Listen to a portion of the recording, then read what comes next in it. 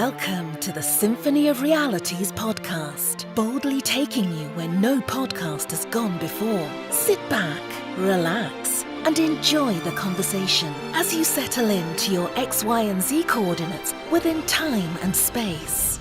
Here are your hosts, Christopher Anatra and Sean Bond.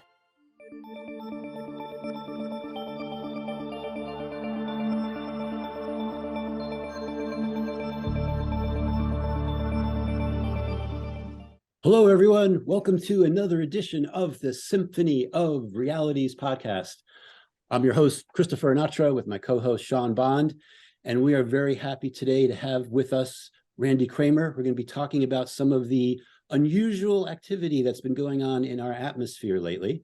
And for those of you that don't know me, I am known as the quantum businessman. And I'm wanting to tell you that remember that everything is the now. The past is a memory and it doesn't exist, or in the words of Van Halen, right now is everything.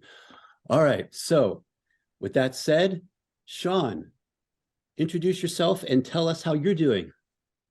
Hey everybody, I'm Sean Bond of PsionicLeague, founder, PsionicLeague.com, and I like to get into the mystical and the psionic and the ET and the what is there in our genetics and the human experiment. Find all my videos on PsionicLeague.com. I have a bunch with Randy, and we talk about telekinesis and how to unlock it and how to go deeper. So we have a wonderful guest on today. His name is Randy, or Captain K before, Randy Cramer now. He's disclosing for the covert military operations of the Secret Space Program, SSP, and bringing out the data from military, from his contacts. And he brings the perspective that there might be some ET activity coming up. Now I'm on the side and good friends with Randy, so I love to hear what he says and bring that out to the world. I think it's very important for you all to hear it, even if, there's been predictions in the past that haven't come true from other people. He's got some pretty good average in predictions, so it's good to hear. And even if it's, he also says it's not time-oriented, it's event-oriented. And there's been some events he's predicted, so it's good to hear. But we may not agree with everything. We don't agree with everything with anyone, but we love to hear what people say, and we'd like you to make your decision with your own perspective. And he deserves to speak. Randy, can you tell us a little about yourself and how people can find you in the first plug, and then we'll get another plug at that? Sure. Yeah. No. About 10 years ago, my brigadier general asked me if I wanted to be the PR officer and spokesperson for the command staff of United States Marine Corps Special Section, which I first declined, said, no way. We had a chat about it ongoing over many days, in which I became convinced, okay, it's probably better than whatever else I'm doing right now. So I said yes, but very reluctantly, I'm going to admit. I did not want to be a public figure. I did not want to tell stories to the world. Anybody that knows me personally knows I'm a very private person, and I like my life that way. So this was it wasn't what I wanted to do, but I've been happy to do it. And I've been happy to share information, happy to talk to people. And as we've been able to get farther along the process over the years and take the United States Marine Corps Special Section Psionics Manual text, turn it into a civilian course in psionic development, meditation skills, and self-mastery, which my wonderful partner, Kendra, and I have honed and put together and polished and made better and better and better on our website at the University of Conscious Evolution.com, where we've broken it down. We have a beginning course, which is all the basics in meditation, psionic self-defense, what your psionic foci are doing. Some people call them chakras. It's not a sciencey word. We don't. The advanced course is more of that, but in advanced materials, plus the skill developing stuff, which is all the very how to do and how to practice and how to develop a plethora of psionic skills. Kendra has also just worked up her emotional detox course, which she had a great live class session for, and will is going to be edited into a great course that will lead into our emotional self-mastery course, because you can't have self-mastery without some emotional self-mastery. And it's our labor of love that we love to put our time and energy into, and we put tons and tons of time and energy into. But we just want people to get the skills. We want people to have the tools. We want people, because 99 times out of 100, when people come to us and say, this is the problem I'm having, 99 times out of the answer is more shields, more grounding, more centering, more, being able to know the difference between what's going on inside your own mind and what psionic things might be coming from outside of you and infiltrating your personal space without that shielding, without that awareness. So we just find that 99 times out of 100, the answer is, here are some tools. Here are some, practice them every day, and this will help. And we have a bunch of students who are getting that development and getting tremendous results. And so taught the telekinesis technique to a round of students before. We're working on getting the next round of that class for the advanced course, the new one that we've done. But we've got students who have uploaded their videos of them replicating the telekinesis technique, to our chat group. So I feel it's even more important than for me to say, here, let me show you how I can do this. It's way more important for me to say, I taught someone how to do this, and here, look at them do it. Because that means it's transferable information. It's not just something I can do and then teach you something that maybe you can learn how to do. No, we have a technique and students who replicate that technique and can do it. So what we're teaching is replicatable by anyone if they want to put the time and energy in. So yeah. And one super exciting point, I'll talk about it later. We're doing an upcoming telepathic communication workshop, which is going to be 2 days over a week separate time, where people are going to learn how to send and receive telepathically. We just did a little mini one a few weeks ago, and it went great. Everyone was having really positive results. So we're thrilled to continue to bring these tools and techniques for people to just get better at being more centered, more self-protected in their psionic space, and able to be a better self-mastered interactor with their reality. Excellent. So that was pretty good.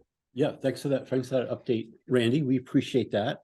Okay, so what we're going to be talking about today, I guess we probably should start around February 4th, when there was this balloon that was shot down over the waters of South Carolina, considered a UAP. Now, I have to say for myself, I hadn't even heard of that term UAP before. It was always UFO. And I did some research, and back into the 60s, they're always called UAPs. I never heard that. So for me, it's kind of like a little personal Mandela effect. It might be for others.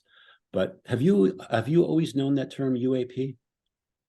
Actually, it's a term in the lexicon that was very recently attempted to change, meaning some years ago, some people said, UFO is a term that has a lot of baggage, has a lot of mental baggage to it.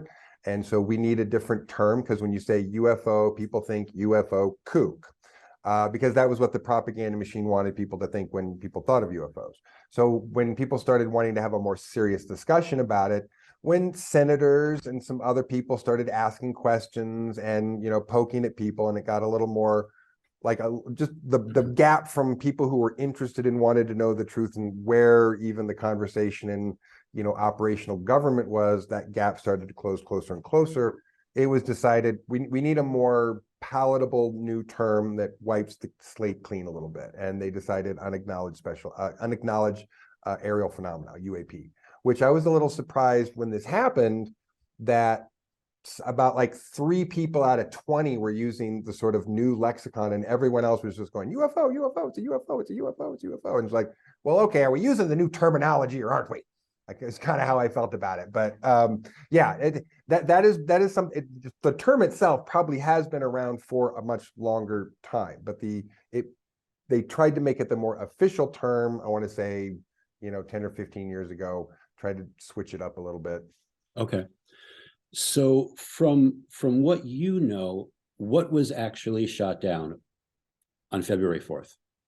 We'll start with that. Oh, sure. I want to say it was the 7th or the 8th. That was the date that it got shot down, but I don't have that on my notes exactly right here, but that's okay. As far as we understand, it was a Chinese spy balloon. All the video evidence suggests it's a Chinese spy balloon. All of the recovery evidence suggests that it's a Chinese spy balloon. I mean, this is a thing that's got equipment on it the size of 3 school buses, that's beaming out electronic signals all the time. We know what Chinese coded signaling sounds like. So they fly something that's got their equipment on it. Takes us a few seconds of detection with our equipment to know exactly who and what it belongs to. So I think that it's been fairly clearly established visually and otherwise that that one, in fact, was what they said it was, Chinese spy balloon, surveillance balloon. Okay. Because when I first heard about that, I was starting to feel that 1947 in a way was starting to happen all over again. And specifically, there's something called Project Mogul. And for people don't know this, I'm just going to read just very briefly what Project Mogul is. But Project Mogul, sometimes referred to as Operation Mogul, was a top secret program by the US Army Air Forces involving microphones flown on high altitude balloons whose primary purpose was long distance detection of sound waves generated by Soviet atomic bomb tests.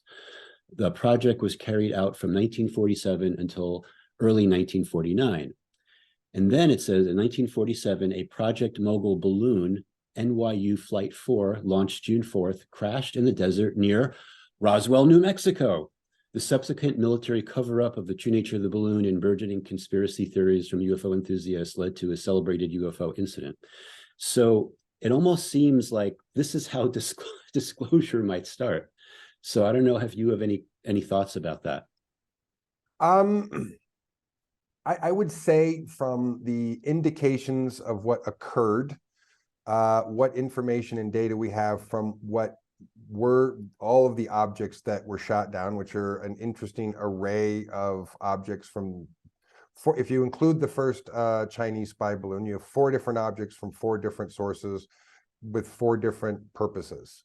So it's the fact that it's that interesting and that there's an escalation of interest in first, second, third, and fourth event.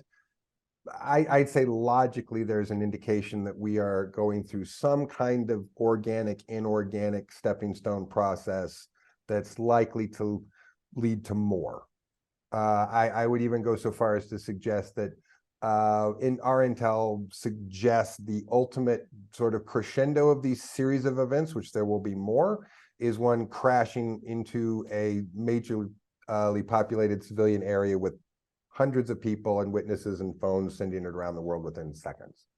So we think this is going to culminate in that eventually. Gotcha. Sean, do you have anything you want to add? Because I know we're going to go on to the other events, but I just wanted to cover this first one first to kind of. I read that kind of thing too, and I've been reading this type of agenda ramping up. Always good to have like skepticism and like hear things out from people and like hold it with a grain of salt. But I read things that are going on that aren't. I haven't read like ramp up to this level before, so it's good to take some caution with this, especially before a possible dramatic event that may have some casualties. So I'd love to talk about you. So yeah, we can go in any direction, and then I'll build some questions off of that. Did you want to start with like describing the 3 ships that you went on? And we were in your live thing yesterday, by the way. And Cool. It's pretty good. Thank you. Yeah, for not having my graphics prepared yesterday that I do have today, which I'm excited to have. I think we did pretty all right there.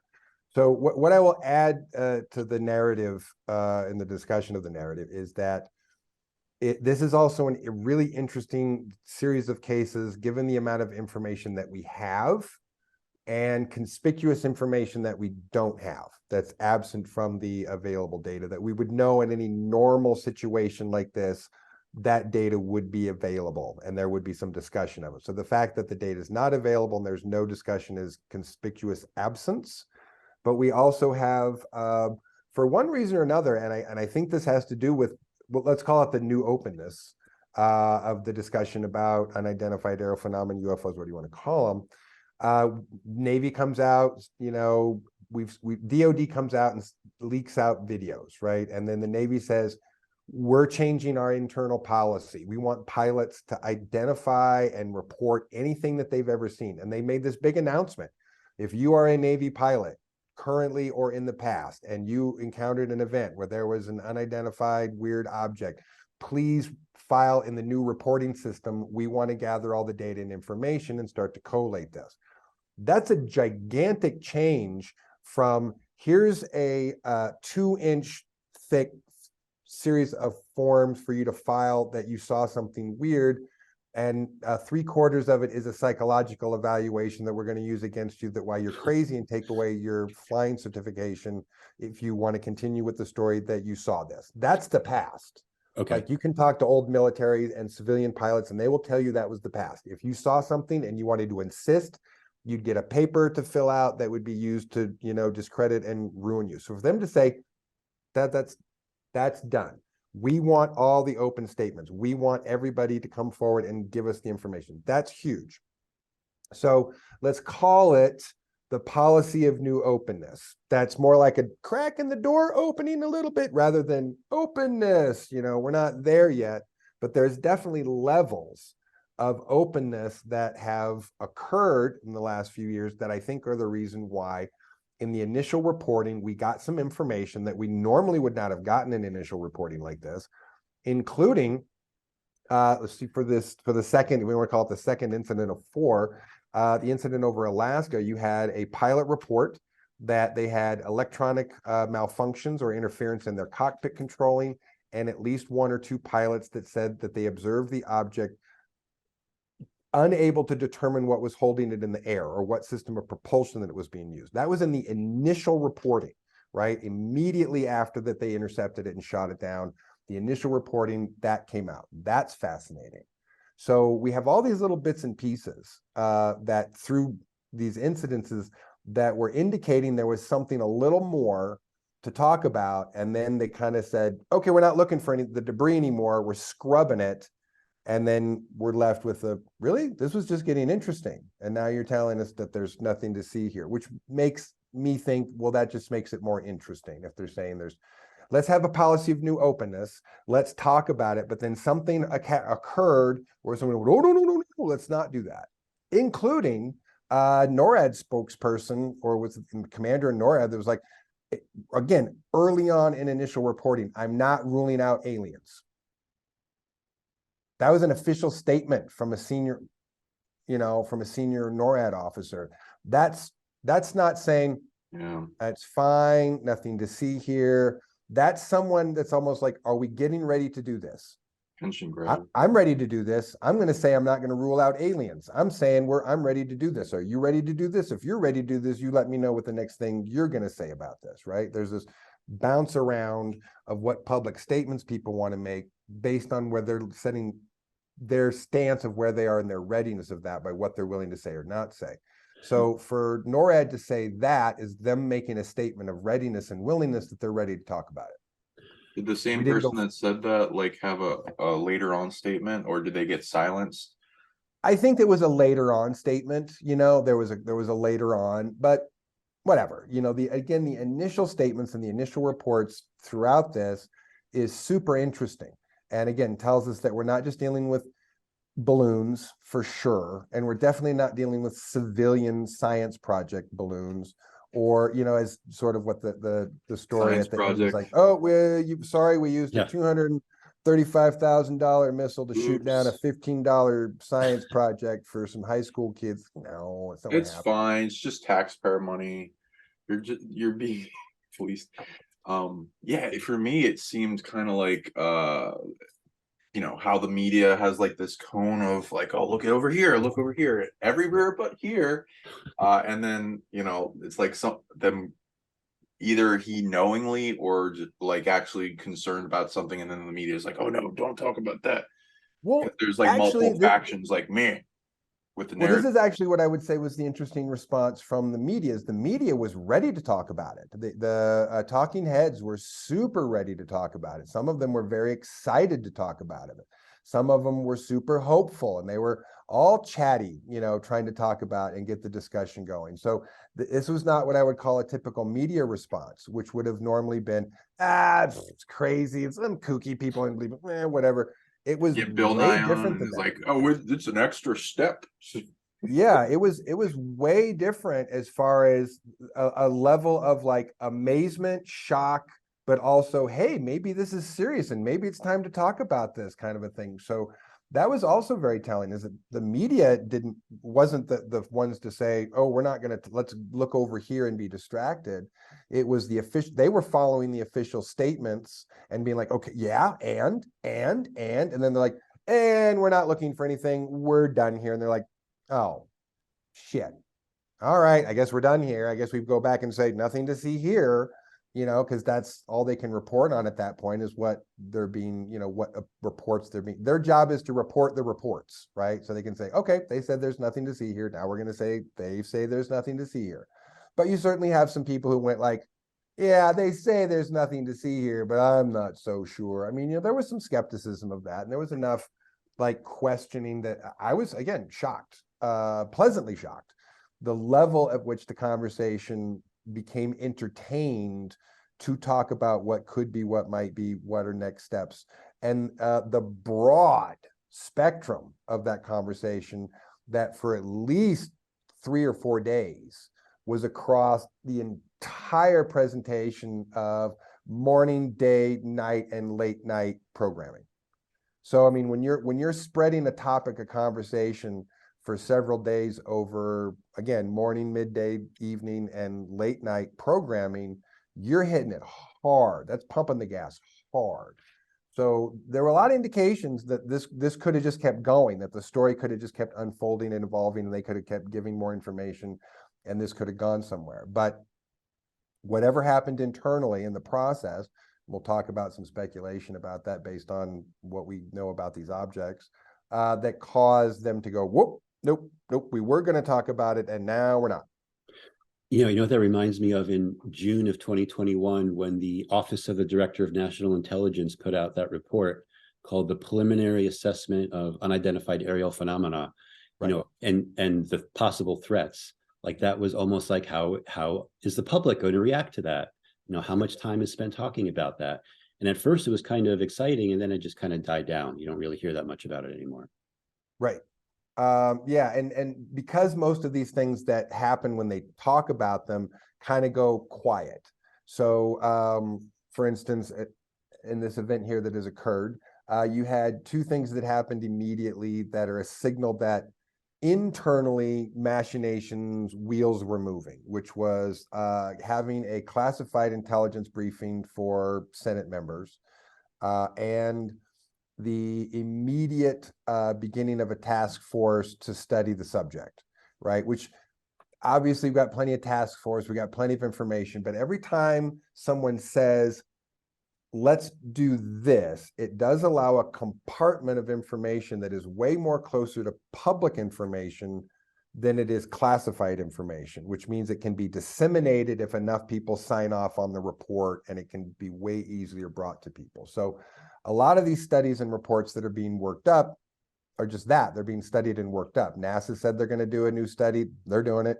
They're doing a workup. Navy said they're going to work on doing a new one. They're doing it. The Senate Intelligence Committee said that they've paid for one. They're doing one. So you've got a bunch of these studies that are happening, and that no one is just talking about yet, because the data that they're looking at is the kind of like, oh shit, this is really shocking. This is going to be shocking to some people that aren't ready for this. How are we going to address this? And it's finally to a certain elected personnel who are now having to face, these briefings, that they're going to have to make some hard choices on what to do and how to tell people and what to tell people, or they risk losing control of the discussion. And if they risk losing control of the discussion, then they risk, serious public disruption, civic disruption, let's call it. So. Yeah, just think what would happen with religions. How are religions going to like explain this to their membership? Like, there's all kinds of those type of issues as well.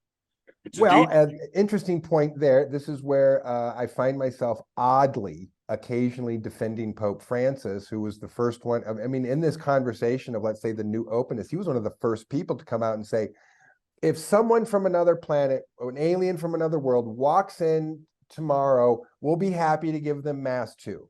And but when he said it, it was just like, what did he just say? I mean, it was the fact that he said it out loud, though, but he was acknowledging, he was, and he made some other statements that were acknowledging and accepting, saying, hey, if there's life in other planets and there's life on other worlds, we'll accept them and we'll talk to them too. And there were statements from priests in the Vatican astronomy department that were pretty strong about the possibility of finding extraterrestrial life. So in a weird, shocking, bizarre way, some of the earliest statements that I would say helped this new openness came right out of the Catholic Church, right out of the Pope's mouth, were some of the first statements.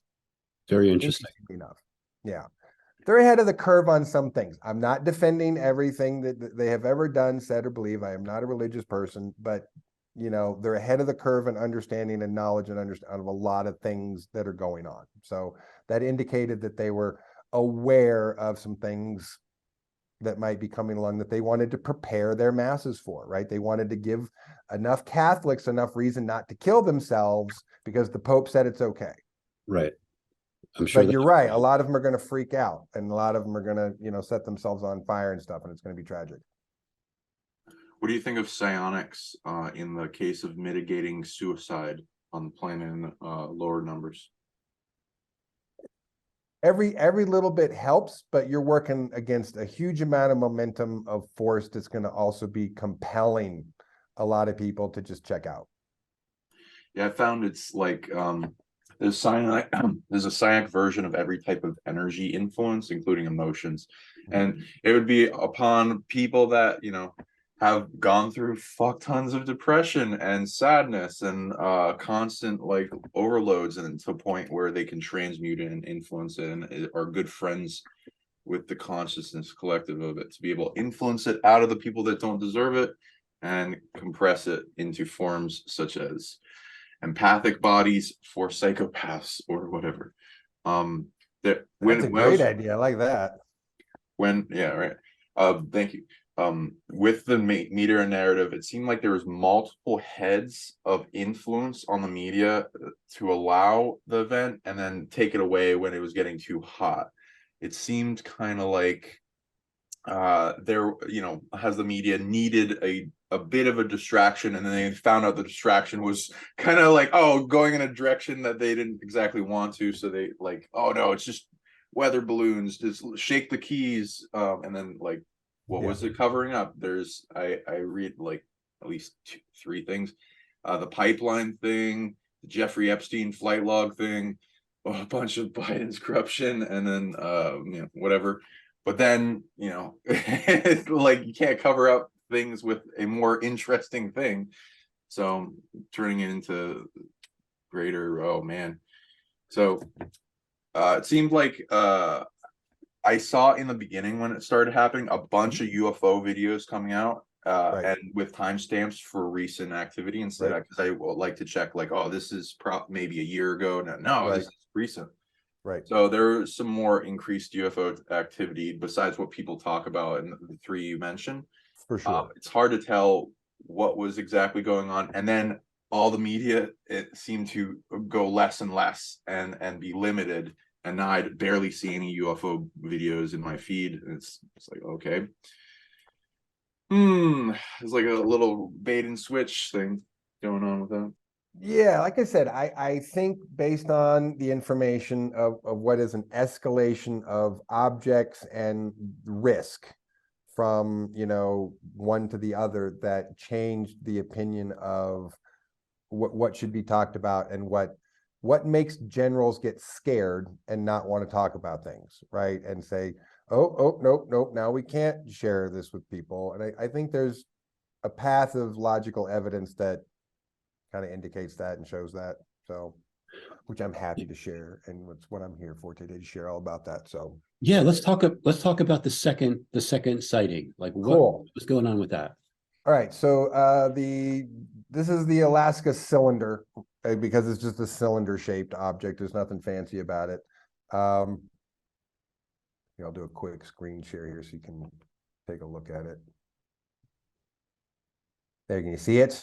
Yes. Okay, so it's about that size. This is just a person to show for relative scale.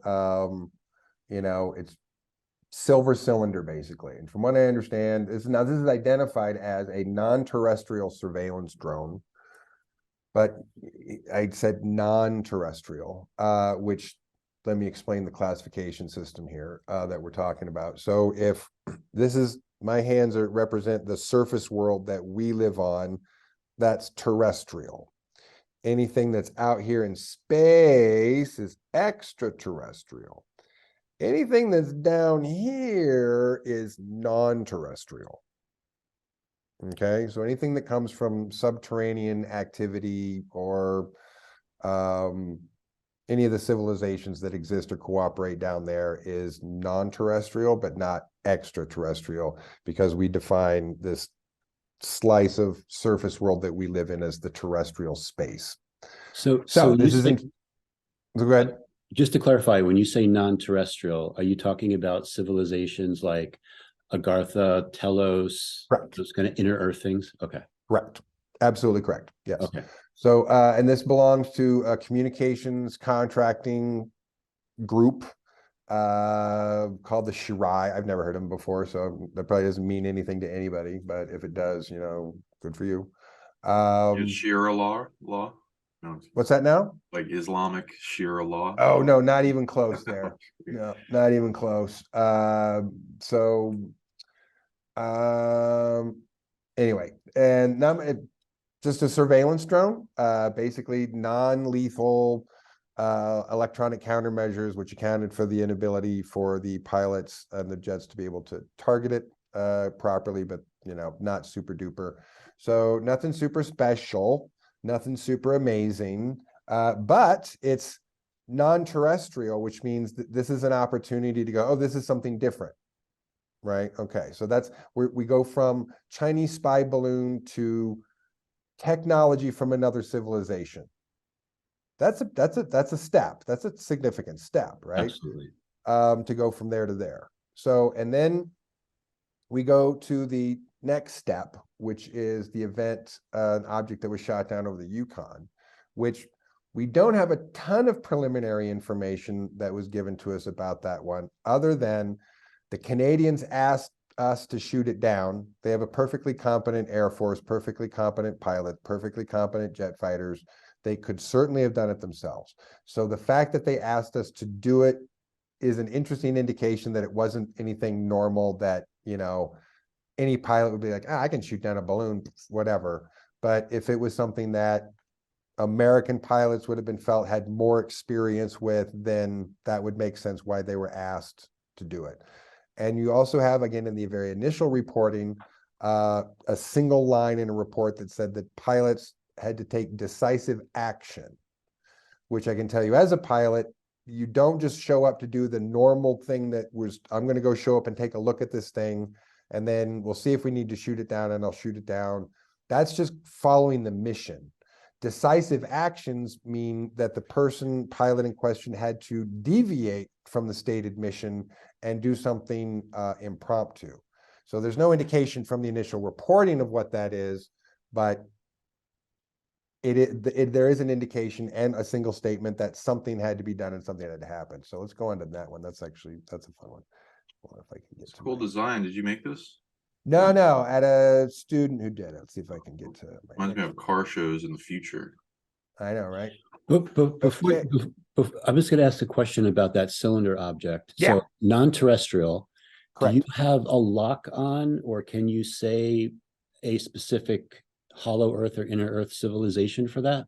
Again, this is a communications outfit that belongs to a subgroup that calls themselves the Shirai.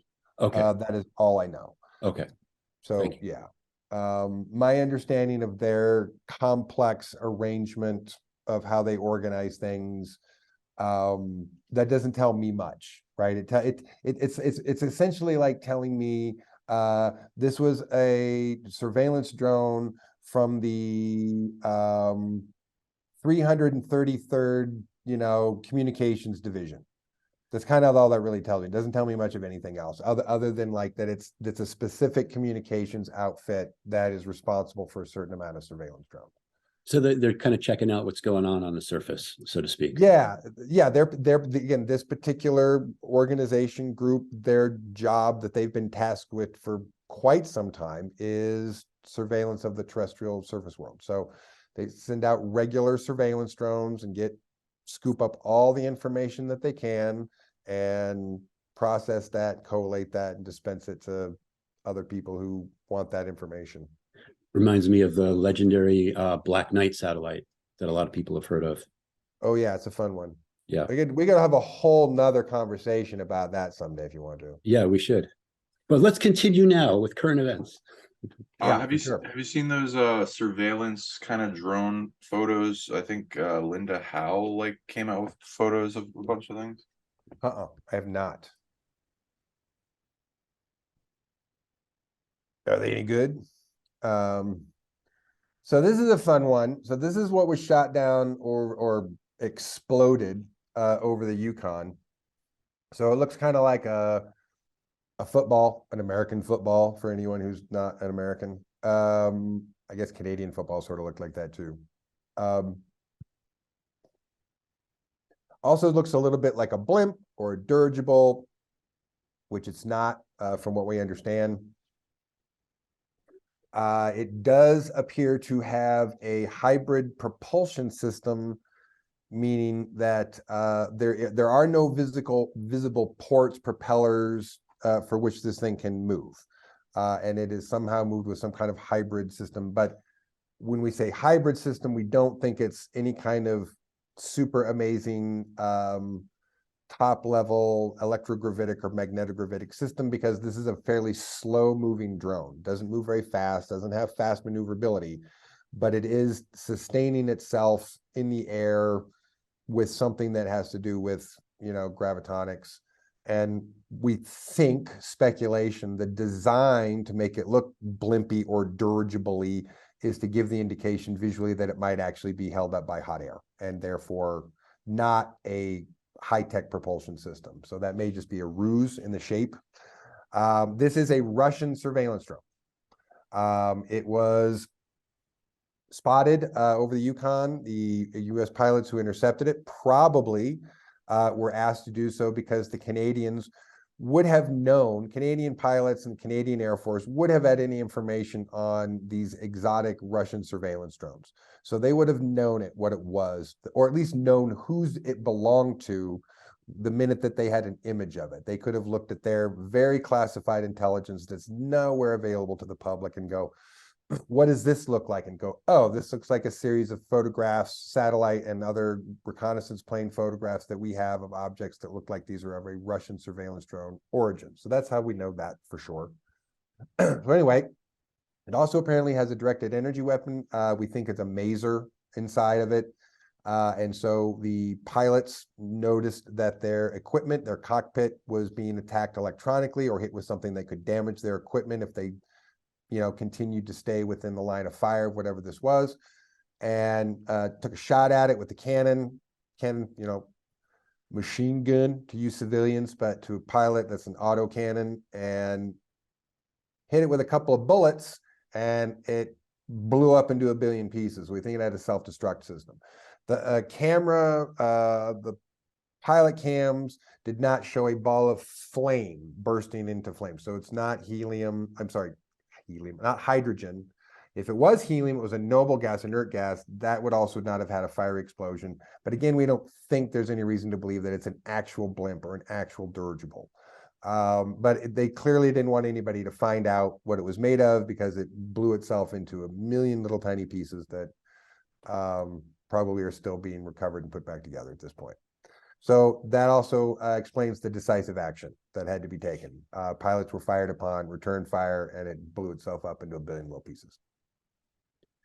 Okay, so the intelligence on this one is saying that it was Russian. 100%. 100% certain, without any question, Russians, very advanced modern Russian surveillance drone. I wonder if the United States has anything like that, and it's our. Oh, of course we do. Of course Is, we do. Of course we do. is this We have all kinds of hybrid stuff. We have hybrid fighters now that, you know, are using magnetogravitic propulsion system and jet-driven systems and other things. And we have drones and stuff too. Whatever the publicly available information on what the available hardware of any state actor, whether it's the US, the Russians, or the Chinese right now, is definitely not the tippy top tier of whatever that state actor has. Definitely. Is this the one that you talked about in your show on that didn't blow up like a regular balloon like you've seen in science class where it explodes? Instead, it just looked like it dispersed. From the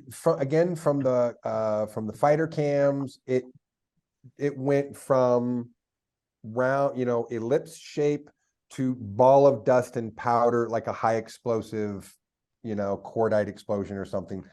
I've seen enough high explosives. It looked like a high explosive went off internally and turned the whole thing into, you know, dust, powder, and particles.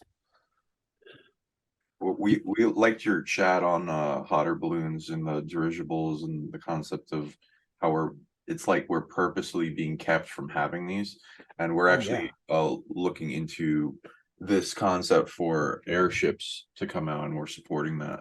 Yeah. Oh, Chris, if you wanted I've been to- a huge fan of airship, you know, engineering my entire life, because I did a little history, you know, on rigid airships and dirigibles when I was in high school, actually.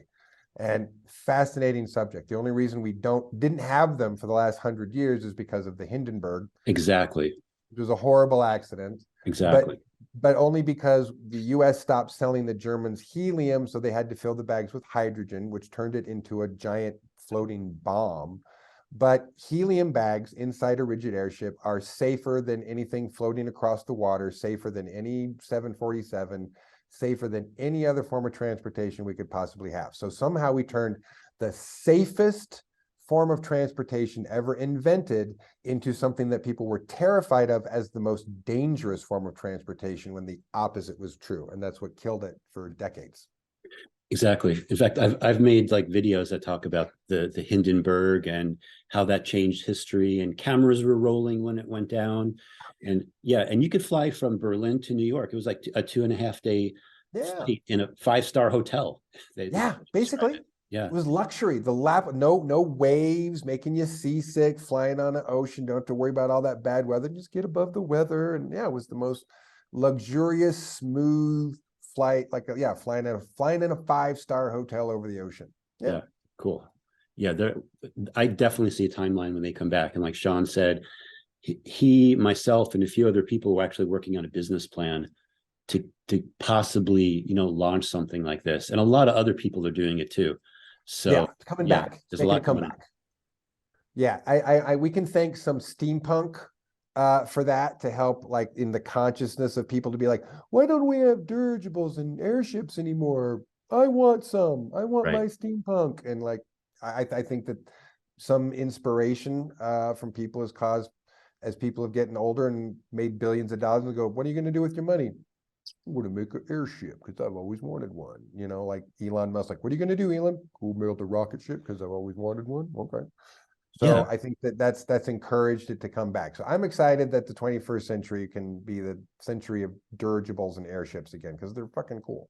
Yeah, actually, Sergey Brin from Google fame has started a company called LTA, which stands for Lighter Than Air. Nice. And he's about to announce his airship. They've been building it at one of the military hangars in, I think, the Ohio area that they took over. So I'm hoping that sometime this year people get to see that, and I think that's going to build up even more airship excitement.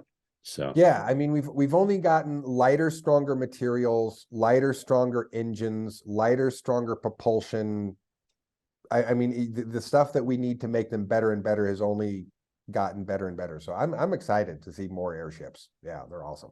Yeah, moving cargo too, not just, you know, travel for people, but also moving cargo could solve a lot of problems from these big. Super efficient. Yeah, so there's all kinds of applications. But anyway, back to this. Another time we'll talk. Yeah, another time. Yeah, they're super exciting.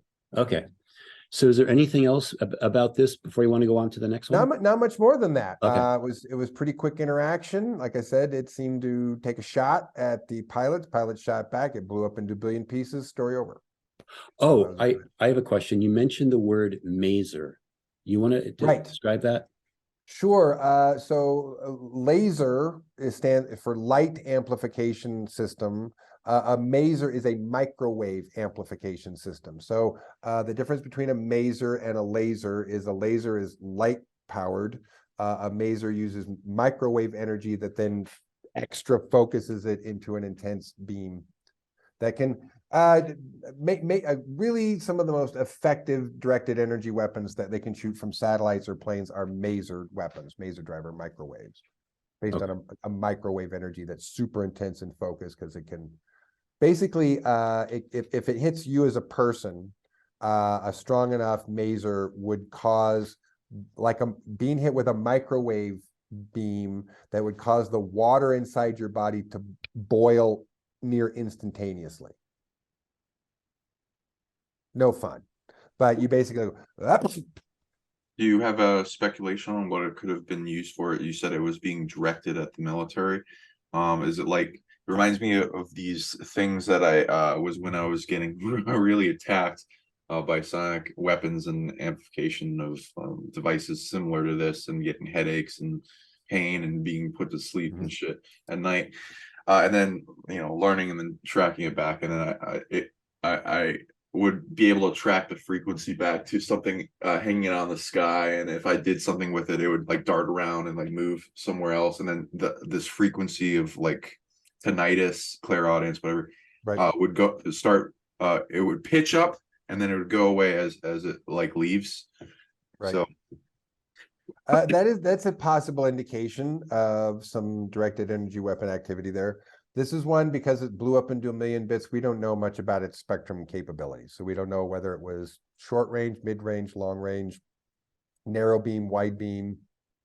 What its capabilities were as a weapon are next to nil at this point, because we haven't looked at any of the pieces, or no one else looked at any of the pieces yet, because they haven't put them back together, what they have back together. We'll see. I'm not too hopeful that they're going to find much even when they reassemble this thing, because there's just not going to be much left.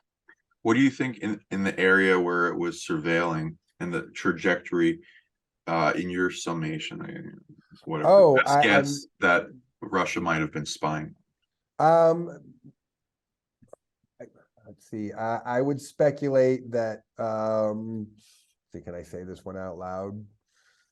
Probably nuclear launch missile site, probably a silo or a launch facility, probably.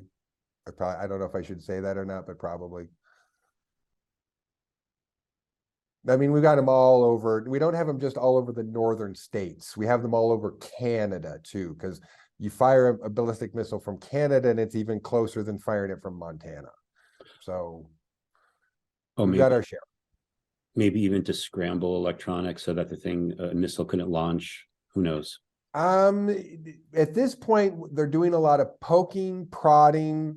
They haven't launched an attack, but we have essentially almost daily activity of Russian fighters and bombers brushing up against Alaskan airspace, where U.S. Navy and Air Force personnel have to meet them almost on a daily basis and be like, hey, this is the line, go back. I mean, they're literally testing boundaries and testing the perimeter every single goddamn fucking day.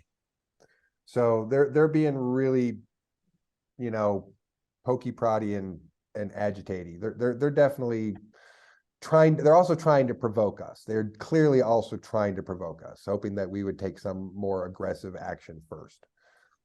It does seem like the sides of the wars want to be seen as a good guy, and so they're like doing the chess moves around that. What in your, this is a little off topic, but you seem like you are knowledgeable in this subject in certain areas. What do you think it would take to end the war in the Ukraine? It seems like that, and at least in my opinion, that seems to be some stonewalling between the parties to allow peace. And I also see in the timeline, besides the ramp up towards the events of what could possibly happen that you're relaying, that could stop it, or like if enough support, like in the 70s to end war, ramped up and went past the barrier of censorship, possibly. Sure. I will say a few words about Ukraine. First of all, let's not talk about it like it's an accidental occurrence that happened between two disagreeable sides. Vladimir Putin is an authoritarian tyrant who is the 21st century equivalent of Adolf Hitler, who is attempting to restore the greatness of the empire of Mother Russia, which he is failing miserably at. And he does not care how many people die or in that process. And this is from much of his own statements that he has made publicly for the last several years, stating quite unequivocally that Russia's goal here is to take the adjacent territories, which are really Russian, including Ukraine, Belarus, that the goal here is to restore the greatness of the empire of Mother Russia, and to take back things that were already Russia's, and saying things like the 24-year war with Sweden, we didn't give, wasn't, Russia trying to take something that belonged to them. It was Russia reclaiming their own territory, basically saying, we own Sweden. We're only letting them have it for now. So his rhetoric for years and for a very long time has been one of an authoritarian, despotic dictator who wishes to take territory to restore the attempted greatness of a fascistic regime. Let's be really clear about that. This was an aggressive act that was not provoked by the Ukrainians in any way whatsoever. The bullshit propaganda story that Putin went in there to fight Nazis is absolute horseshit. The only Nazis in Ukraine are Wagner Group. And Wagner Group is a Russian paramilitary contractor fighting for the Russians. And I will also point this out. If anyone wants to do a perusal of Russian white supremacist neo-Nazi websites, they love Vladimir Putin. They love what he's doing, and he is doing nothing to fight Nazis. He is promoting Nazis to kill Ukrainian women and children in an area in which he has no right to do so. So here's what I think is going to happen. He's losing badly. He's not going to win. He has no chance. The Ukrainians don't have to do anything other than wait for him to give up or lose. And they have no reason to negotiate. No reason to negotiate with someone who has murdered women and children and bombed schools and kidnapped children. There are towns which have been seized by Russian forces in which every child has been kidnapped and taken back to Russia to be repatriated into who knows what the fuck. Human rights violations, the war crimes are extensive. So the only thing that's going to win it is when Russia loses and they give up, because Ukrainians are not giving up. They're going to fight to the very last breath and they will win. That's the only thing that's going to end this. Or when Russia fires off a weapon of mass destruction, brings in NATO, and then it's full world war, and then NATO will crush Russia, and that will end it. But there's no way in which there's going to be a peace agreement. No one's having a peace agreement. No one's having an armistice. Russia's never going to try to give up what they're trying to take, and they're never going to admit failure. And Ukrainians have no reason to give up something that's theirs, that was always there to belong with, and it was never the Russians to begin with. So they have no reason to give back territory that was stolen from them. What do you think of the recent ramp up of tensions with the war, with possible war with China? Yeah, we have expected China to invade Taiwan any day for the last 2.5 or 3 years. We have students in Taiwan who would confirm, as people who live in Taiwan, the Taiwanese people have been expecting the Chinese to invade any day now for the past 2.5 years. You have a ton of statements, public statements made by President Xi Jinping about, what Taiwan belongs to them and what the military should be getting ready for to be on a war footing for many years. And just issued there was a report that came out that he's instructed the Chinese military, the army, that they have to invade Taiwan within 4 years, which again, we've expected that to be any minute now. So they clearly want to do it, want to get involved. They're dragging their heels, and they're also giving support and equipment to the Russians. So they may be getting involved by helping the Russians with equipment, ammunition. They may decide to invade Taiwan. Or North Korea may, missile strike Japan first. One of these things are going to happen, and then you're going to see the new axis of evil, which is going to be the Russians, the Chinese, the Iranians, and the North Koreans fighting the entire rest of the world. all, and keeping in mind that the Russians, the Chinese, the North Koreans, and the Iranians are all backed by the Nazi Neuschwabenländer.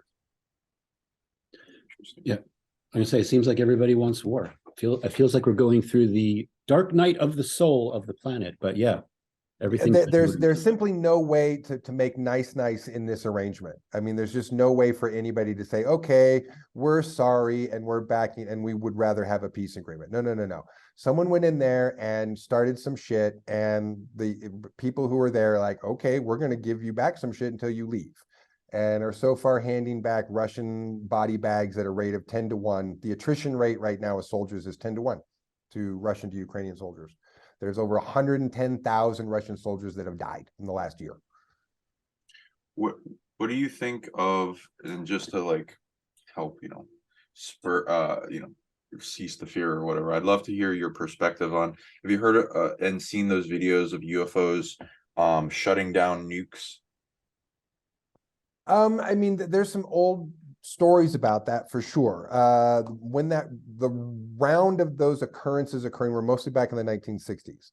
So we're in a different situation as far as whether ETs have the ability to just turn off anybody's nuclear weapons, or under this circumstance, whether they will. I would suggest that we have told everyone to stay out of our hair and out of our affairs, and we get to sort this out as humans. And so I don't think there's any reason to believe that anyone's coming to save us from ourselves in this situation. We get to sort it out and work it out one way or another. And I think at this point, you're just talking about forces that are non-compatible with each other. They cannot share power. They cannot share arrangement. They cannot share capital. And they're having a blood feud to the death. And whoever wins is who rules the world. Let's hope it's the good guys, not the bad guys. The reason I bring that up, not because I believe ETs are necessarily their main purpose in what they're wanting to do in shutting down nukes, sure, like that has showed up on camera, sure, is to protect humanity, but that some of the ETs share this planet with us, and they seem to have taken damage from past atomic bombs, and even like extra dimensional beings have come, have made their voices heard and saying that this has killed a lot of layers of reality, and they're concerned of their playground being messed with by us. So if I would agree with you that we want, well, not us, but like the military wants them to leave out because it's a little interference. But sometimes some may argue it's a good interference from children harming each other. But yeah, I got you. Let me put it this way. To compare this situation to some adult coming into a situation trying to go, hey, stop it, stop this, stop what you're doing here, quit fighting. You're all humans here, you're all family, sort it out. If that were to occur, that would interrupt a long conflict that has been going on here, which is that it isn't just about whether humans can get along with each other.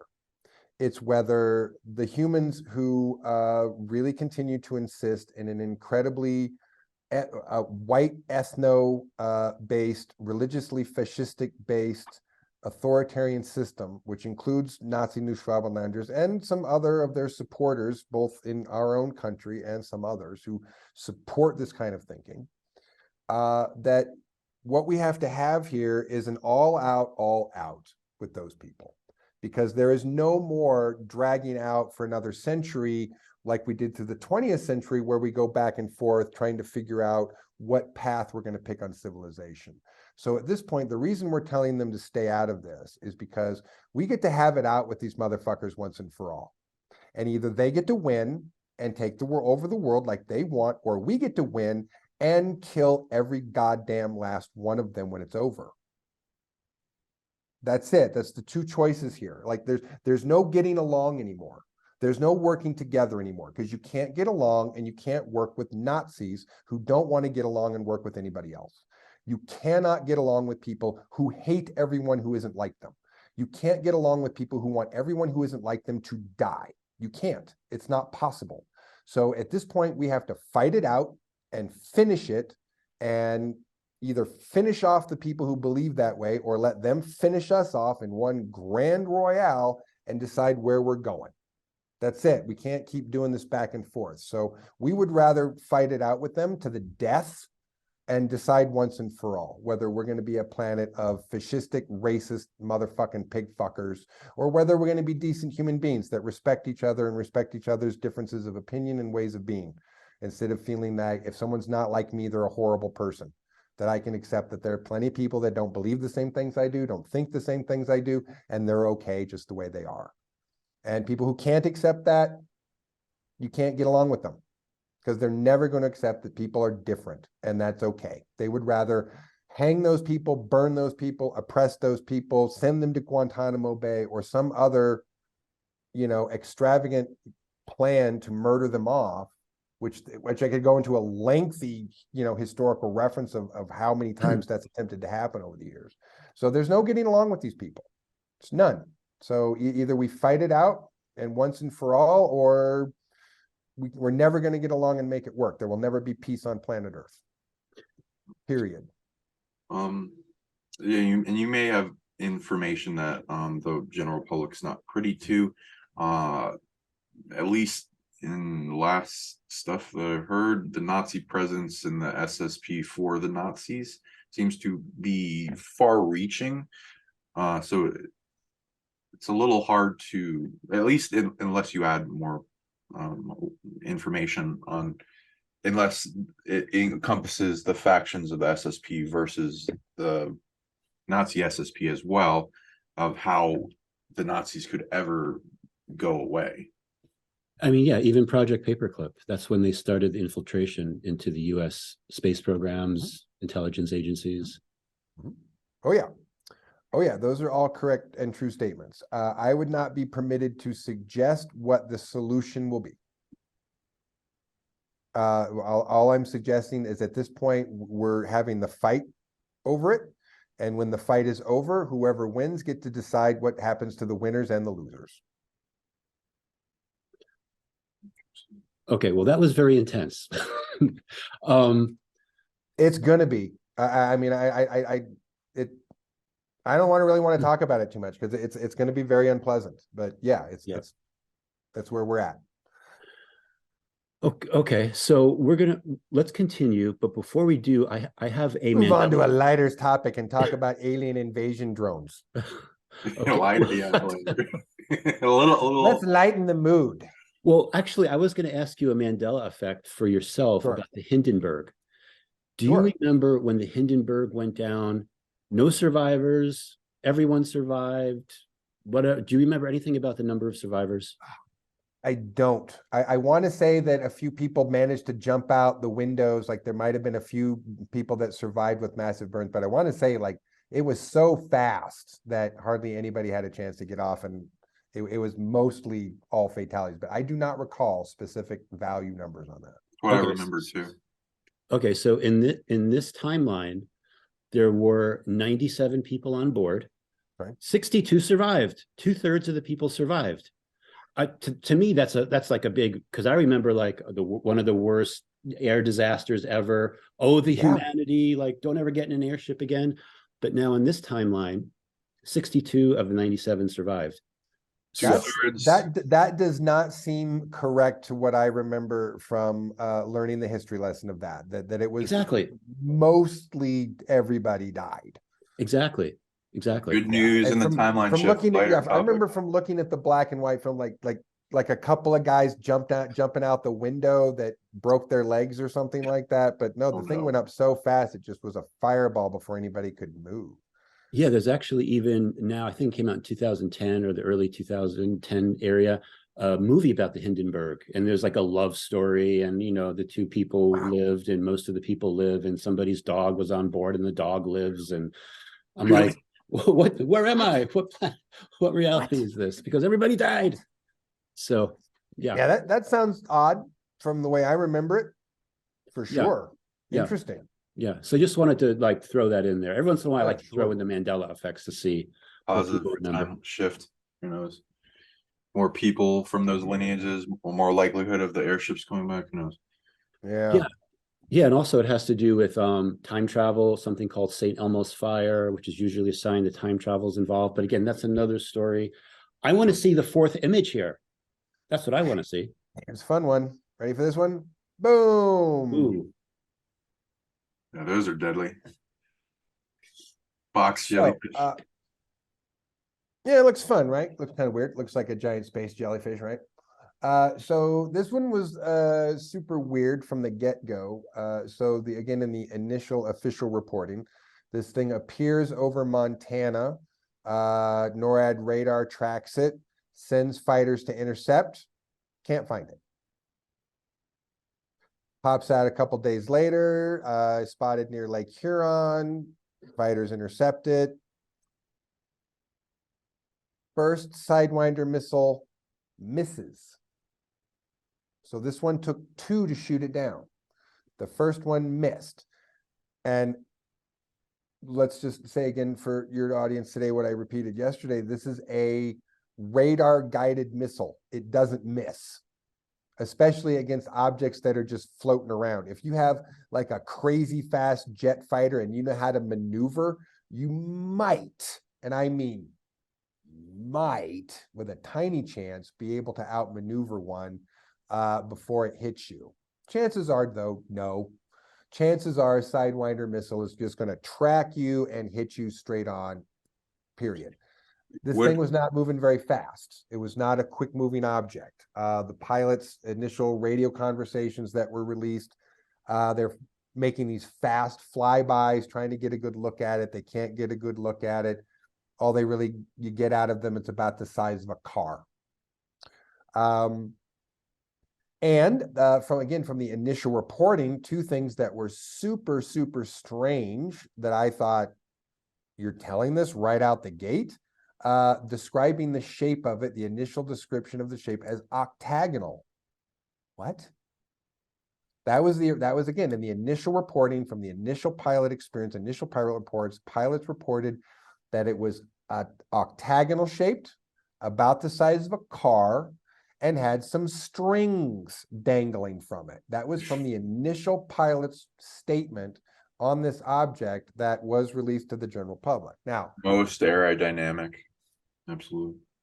yeah, so first let me just clarify that at a pilot reporting saying it's got strings hanging off of it, that's describing, I don't know, something dangly, right? It could be ropes, it could be tethers, it could be cables, it could be hoses, it could be anything. So just saying strings means it had something dangly from it. So, and the octagonal part though, that's octagonal? Like, when was the last time you saw an octagonal drone, an octagonal balloon, an octagonal carriage for a balloon, an octagonal anything?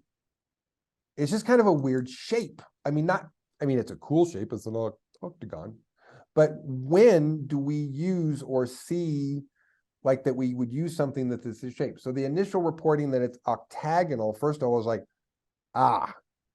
that's the weird one.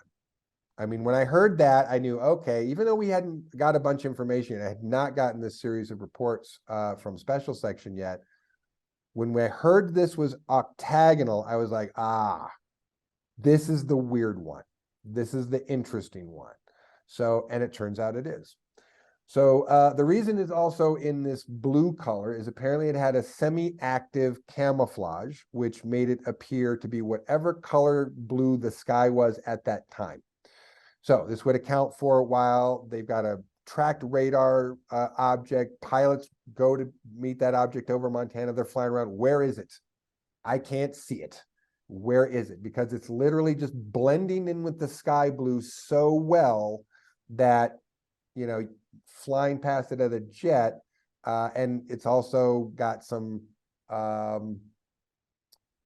radar dampening, sort of these panels are supposed to be a little bit stealthy so that it's supposed to hide off of radar a little bit.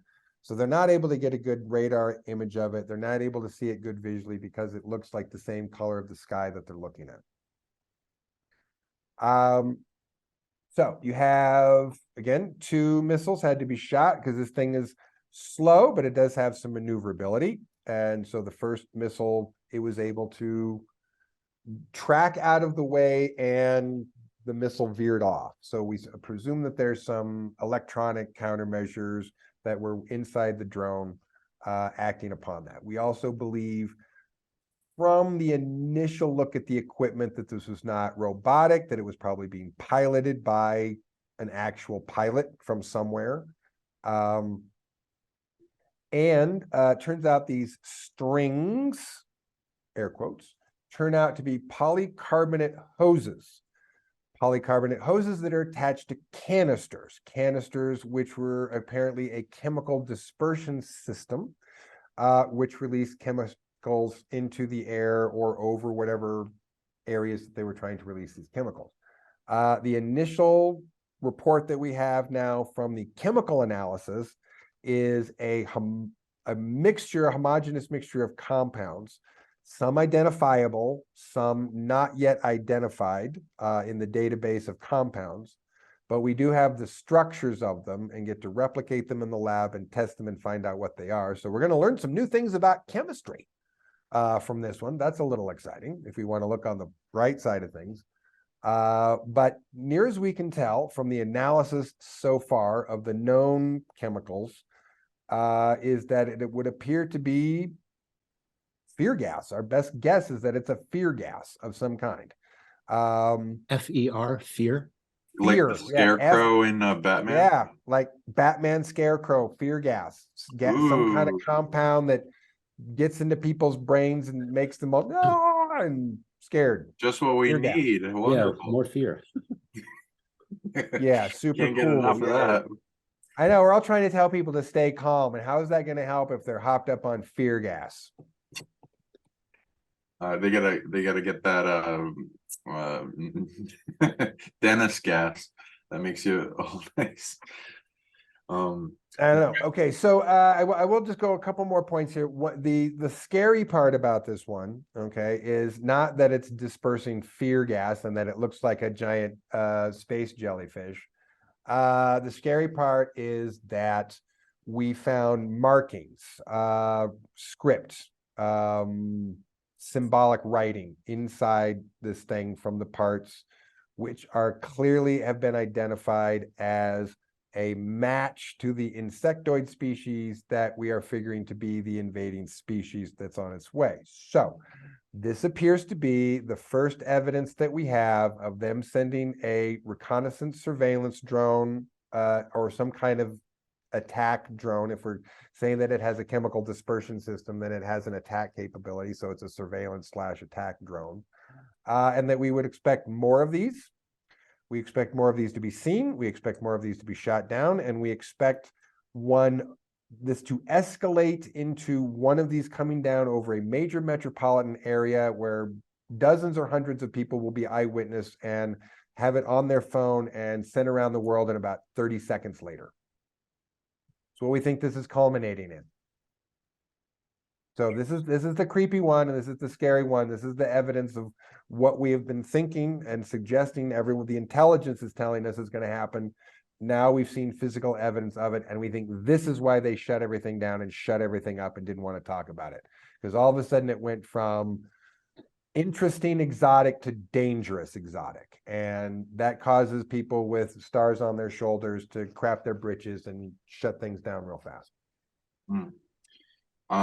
What kind of material and effect do you think it has to have to stop a radar missile from tracking it? Does the radar have to pass right through it and not even analyze it, or it somehow scrambles it or something? Well, I mean, if you basically want to talk about like, if I want to bring it down to a level of technology that people can maybe understand, we want to talk about like B-1 stealth panels or stealth fighter panels. Essentially, the panels itself, if you were to look at the surface, is a very rough, kind of non-smooth surface.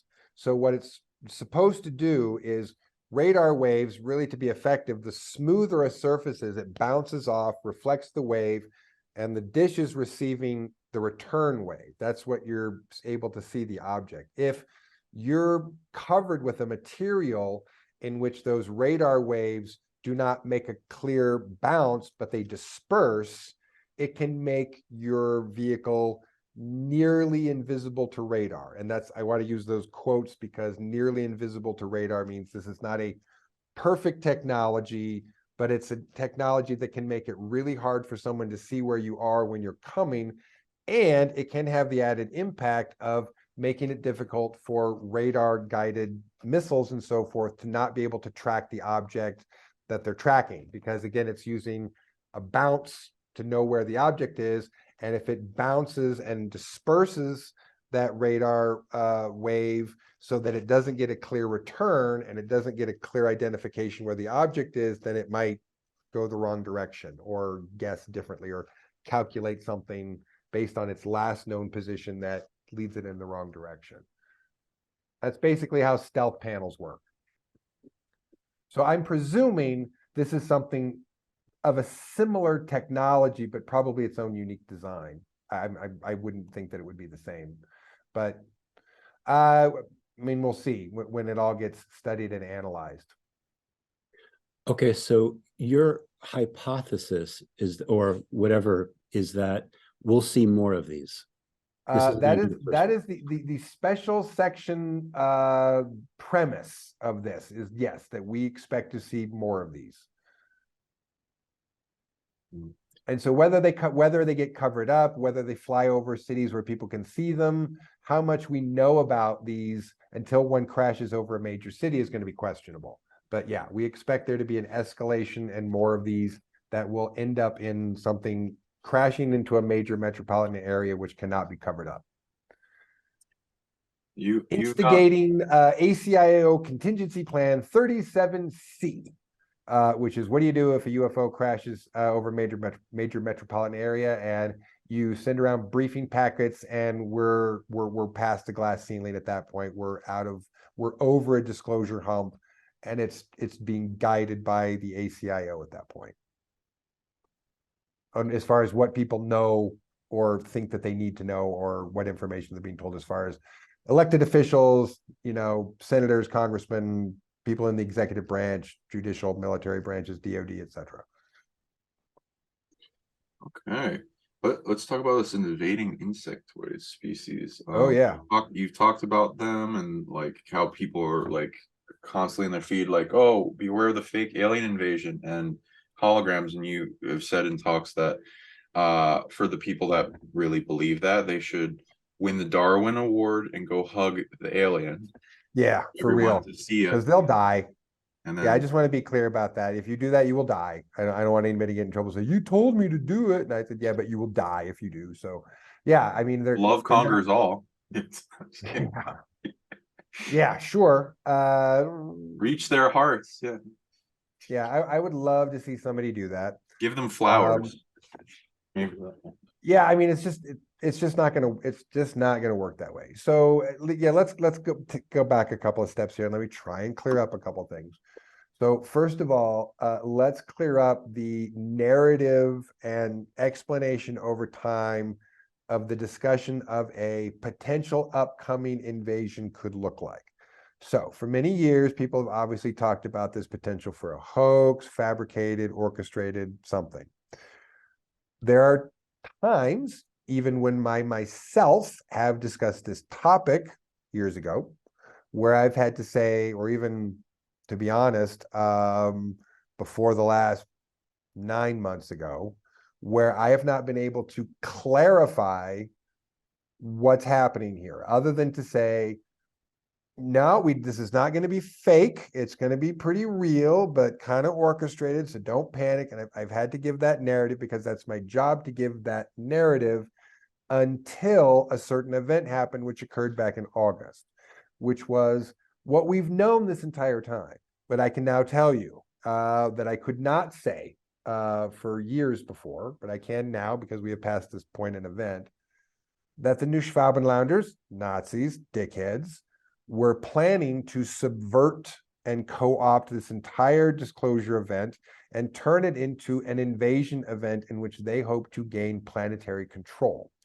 Now, I couldn't say that until they made their first move, because that's saying, projecting, I know that you know that I know what you know that you're going to do. And that can't be a projection that we have in the public sphere where I say, we know what you're going to do and we're just waiting for you to do it. So I could not say that. Once they made their first move and made their backstab, now we can correct the record, which I realize is hard to do once people understand something in a certain way.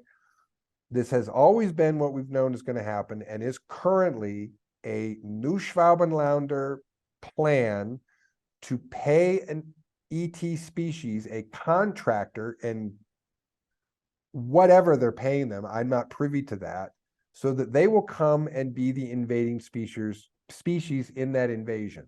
And then so that the Nazis can be the one that saves us from them and then rule the world. That's their plan. That will be very real. That will be very, very, very real. It will be a very real species. It will be very real death. It will be very real destruction. The notion that there's going to be just a hologram, or it's Project Bluebeam or Blue Sky or whatever. No, I understand that that's been a piece of the narrative for many, many, many, many years. And so people have an expectation of belief that that's just going to happen because it's been part of the narrative. I'm not saying that there won't ever be a hologram in this situation. I'm saying it will not be a fake holographic invasion. It will be very, very real.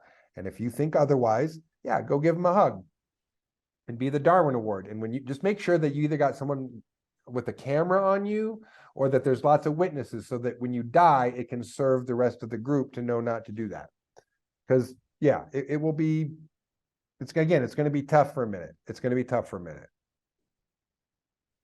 But again, it has to get sorted out. And we don't know any other way than to let them do what they're going to do at this point and then fight back and win. We don't know what else there is to do in this circumstance other than to just do that. So we're as prepared and ready for that and engaging that as we can be. So you also, thank you for speaking on that, because I had a question on who's paying these species and the various scripts. So it looks like there's multiple narratives that are conflicting, and we might see a play out of that. Since this is a species hired by the Nazis, where you said that, I understand the vagueness that is needed with this, that they're hired to target people depending on the faction they're in. Correct. Is that having to do with the enemies of the Nazis? You might not. Yes, I'll give that a quick yes answer. Okay. Well, great. Let's just say that it's not going to be over until it's over, and it is not a cohesive organization of people in agreement. It is a semi-cooperative organization of people in conflict, and that conflict is raising to the point of someone being the decider at the end of the day, and it no longer being in conflict because there will be a winner and there will be losers, and the conflict will be settled at that point because there will be winners and losers.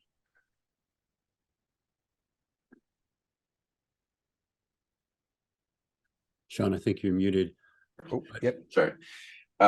So have you heard of any of the other counter narratives, at least in what is planned or wanted?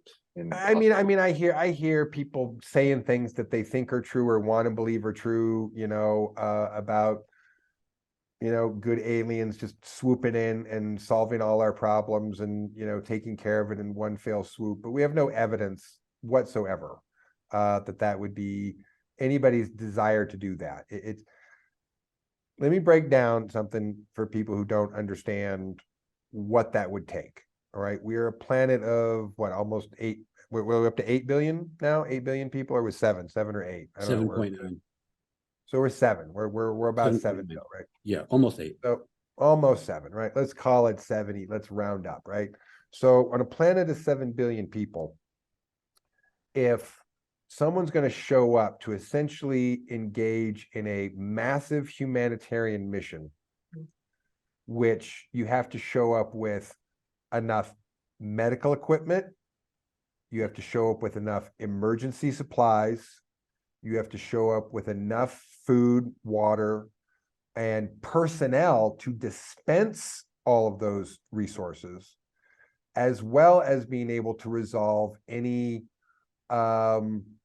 military and firefight conflicts that will arise, because you will invariably either have military agencies that will refuse and want to fight and go, oh, no way, because people will lose their minds, or militia units, or people in countries that think that it's, you know, their version, their mythological version of the demons or the devils coming back. And I mean, you would have to resolve some conflict, and you would have to be prepared for medical service and emergency service and food and water for 7 billion people. And you would have to be able to show up and do that overnight. That requires a tremendous amount of dedication of personnel and equipment. And there's nobody right now that's willing to dedicate that time, personnel, and equipment to come babysit us for the next 10 years and solve our problems for us. We get to sort it out, and some of them will help clean up the mess with us, but they're not coming to solve the problem. It's just not happening, because there's nobody that is willing to expend the expense of time, resources, and personnel that would be required to do that. You would need millions of personnel to dedicate themselves for a no less than a 10-year period. And all of that equipment and all of that resource, again, for 10 years to like just come in and shore everything up from underneath. Otherwise, you have to do something that fixes it from the inside out. It's the only option. Inside out, or you come in with this entire external infrastructure that you immediately come in and support the entire planet from collapsing and a single person from dying from starvation, hunger, or neglect. It's just not happening that way. I'm sorry. No one's spending that time, resources, and energy to do that. And as people know, you're setting up a psionic school, as well as I am, in my Psionic League, and it's kind of like where you're the West Hogwarts and I'm the East. But what would you say?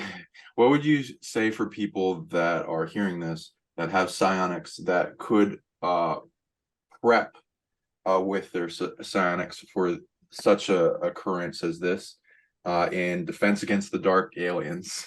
Sure. Yeah. I mean, you basically, look, I tell everybody your number one rule is stay out of the way. Most people should just stay out of the way. If, however, you feel so inclined that you have to engage yourself in the conflict, flamethrowers, first of all. Second of all, I mean, unless these are psionically developed species. So unless you're talking about as an individual having a level of psionic development that's like, you know, Jean Grey or something, like I don't know what people think they're going to be able to do to fight a psionically developed species that's more technologically advanced than the civilian hardware or regular military hardware that we have. So I encourage people to stay out of the way. I encourage people to not be involved. I encourage people to not get themselves killed. Again, unless you think they're holograms, then please go give them a hug and get yourself killed. But other than that, that's my encouragement. People who want to develop themselves for defense, psionic self-defense is always going to be helpful. Anything that you can do to communicate might save your life. You know, I'm not saying that they're going to listen necessarily just because you can talk to them, but they're going to be more likely to listen if you can talk to them in a way that they can psionically go, oh, they're not retarded. Okay, sure, I'll let you live. You seem smart. But the number one thing is just to stay out of the way. What I would suggest to that. But with what's happening and what's coming, I think people are going to need their best brains together. And so meditating every day, having a legitimate practice, daily practice of psionic self-defense, staying really anchored and grounded and centered and clear. I mean, anyone who's practicing any of that, doing the work, you're going to just need to keep doing it, because it's going to be crazy times. I mean, we've increasingly gone from crazier and crazier and crazier times, just not slowing down anytime soon. And it's just going to get crazier. So people who are doing their work, you're going to need it. You're going to need all that meditation to keep you centered and focused and not losing your shit like most of the people around us will be. Because tons of people will be losing their shit. They will be. And there's a time period that they speculate between 7 and 53 days that takes for what they call total acceptance, but it's not total acceptance. That's like 80% of the population coming to acceptance terms with the fact that they're here, and we're not going backwards in time, and we're never rolling back a disclosure event at that point. So somewhere between 7 and 53 days, you get a majority of the population to come to acceptance. Then you can start doing stuff. But that first 7 to 50 days, depending on how panicky people are, is going to be the worst. Interesting. So defense, offense, fortressing, camouflage, safety. Oh yeah. Loving detachment, just and reversal, kind of psionics, and it not to engage. So what if they engage with you? My personal psionics is don't like look for trouble, but if trouble finds you, the universe seems to, through natural law, if you come up against any size threat or power that's coming down on you, you have granted to you the power that's needed to overcome it deep inside, and you have to reach deep inside yourself to gain into that superpower, alter, or whatever. So especially if they're in the wrong, then the universe will unite with you, and then I like to then take their energy and reverse it back. But I still suggest using camouflage and not doing it in a way that things can track you back. Do you have any suggestions into if they end up coming into your game? Talk nice. I'm not the one you're looking for. That guy down the street, he's a real asshole. Maybe you want to go deal with him, but I'm a nice guy. Just be nice. Really, your best bet at that point is to be nice, be civil, and say, please don't eat me. I'm really not worth it. And I'm one of the good. You can try and say, I'm one of the good ones, and hope they go, yeah, you are, and then leave you alone. But again, we don't expect there to be any kind of massive assault on civilians. We don't expect them to be going door to door, invading people's homes or busting through people's windows. We don't expect that. There have been some reporting on the possibility of them using a first wave of a smaller bug, smaller bug, the size of a bread box that I'm making between my hands here, a little tiny bug that's about the size of a loaf of bread, that as a sort of a pre-wave swarm. Don't have a confirmation that they're actually going to use that tool, or if it's necessarily a tool that's on their agenda to use. In that case, it would be important for people to lock themselves in their homes and shut the windows and the doors and don't go outside if that were to occur. But we don't expect that people are going to be invaded in their personal private homes. If you are a military personnel on a military base, if you are government personnel in a government facility, which can include municipal, county, state, and federal governmental offices, you may be in danger. But if you're a civilian in your home, you are the least likely to be in danger of the people who might be in danger.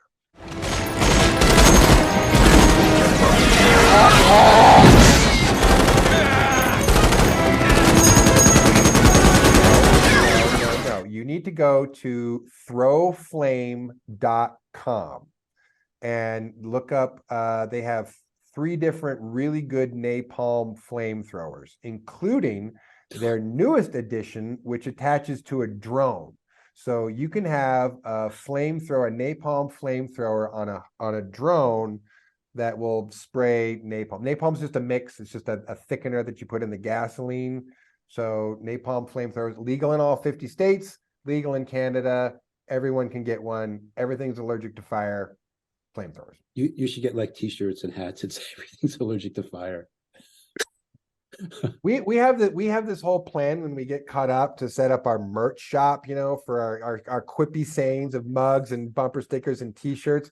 Yeah. That's just we have pages of stuff that we want to put on hats, t-shirts, bumper stickers, and mugs. So give us a minute. Everything is allergic to fire. I absolutely want that on a mug. You should do that, and then take a picture of your face going, oh, and Photoshop that onto Sigourney Weaver and like in that robot suit with a flamethrower.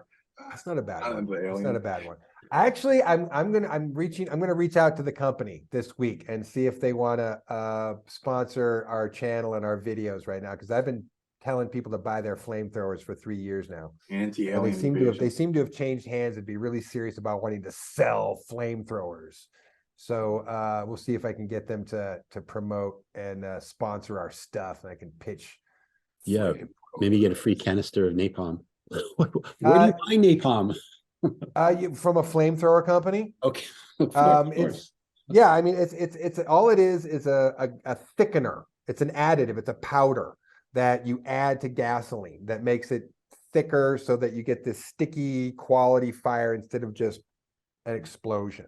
But it's just an additive to the gasoline. It's just, I mean, the old anarchist cookbook, for anyone who's old school enough to remember the anarchist cookbook, basically said Tide.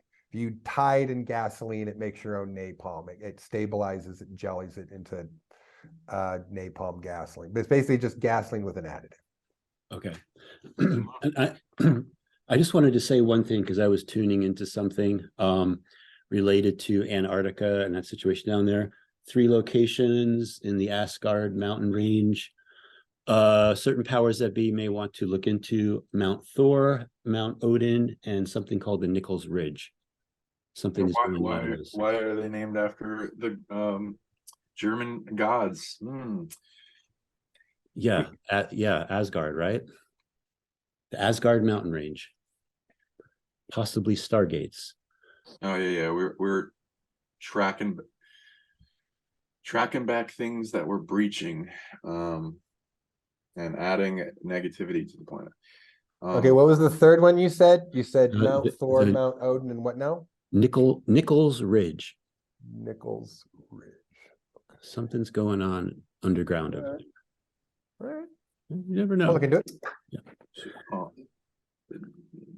I'll ask questions. If you know anything about Antarctica in that region, but I can go to another question. Unfortunately, there's not much that I can say about Antarctica because it is a current mission in which active Marine personnel are present. Therefore, anything that I could say that may or may potentially endanger or put in danger or put in any way, shape, or form at risk the lives and health and well-being of Marine Corps personnel would be a security breach. So I cannot say a word about Antarctica at this point because there are Marines there. Can't say a word about it. You can't talk about the giant spiders that are found below in the base. Yeah, don't worry about it. I mean, I can say that a bunch of things have been found. I mean, there are a few things I could say. A bunch of things have been found. There's a really old spaceport. There's a whole bunch of archaeological artifacts and digs that are going on. It's a plethora of fascinating information and data on a daily basis, from what I understand. But also tense area at this moment. There's a little bit of a Mexican standoff too. The Nazis would have burned the whole thing down, would have set everything on fire if we'd let them have their way, and had to send in a bunch of Marines so they wouldn't set everything on fire and burn everything to the ground. So anyway, I've said too much. I'll say no more. Yeah, that's fine. What did you want to say something? I was going to say, Sean, if you have just like maybe 1 or 2 more questions, because we've been talking almost 2 hours. So for those that want to make nice and be friendly, that route and what would you say about the psych profile of the species and like what they're motivated with, their values, their moral code? You said they're mercenaries, or because they're hired. Oh, yeah. In this particular incident, they are contractors. So I would not classify them as a mercenary species. I would say that they have accepted a contract which they are willing and happy to fulfill for whatever. whatever amount of tons of sugar pellets or, whatever that they've been agreed to, which I'm sure it's not sugar pellets. I make it sort of an insect joke when I say that. Whatever they're being traded or exchanges for, which is probably technology, probably, yeah, sugar, lots of sugar. So yeah, they're contractors. So they're very straightforward.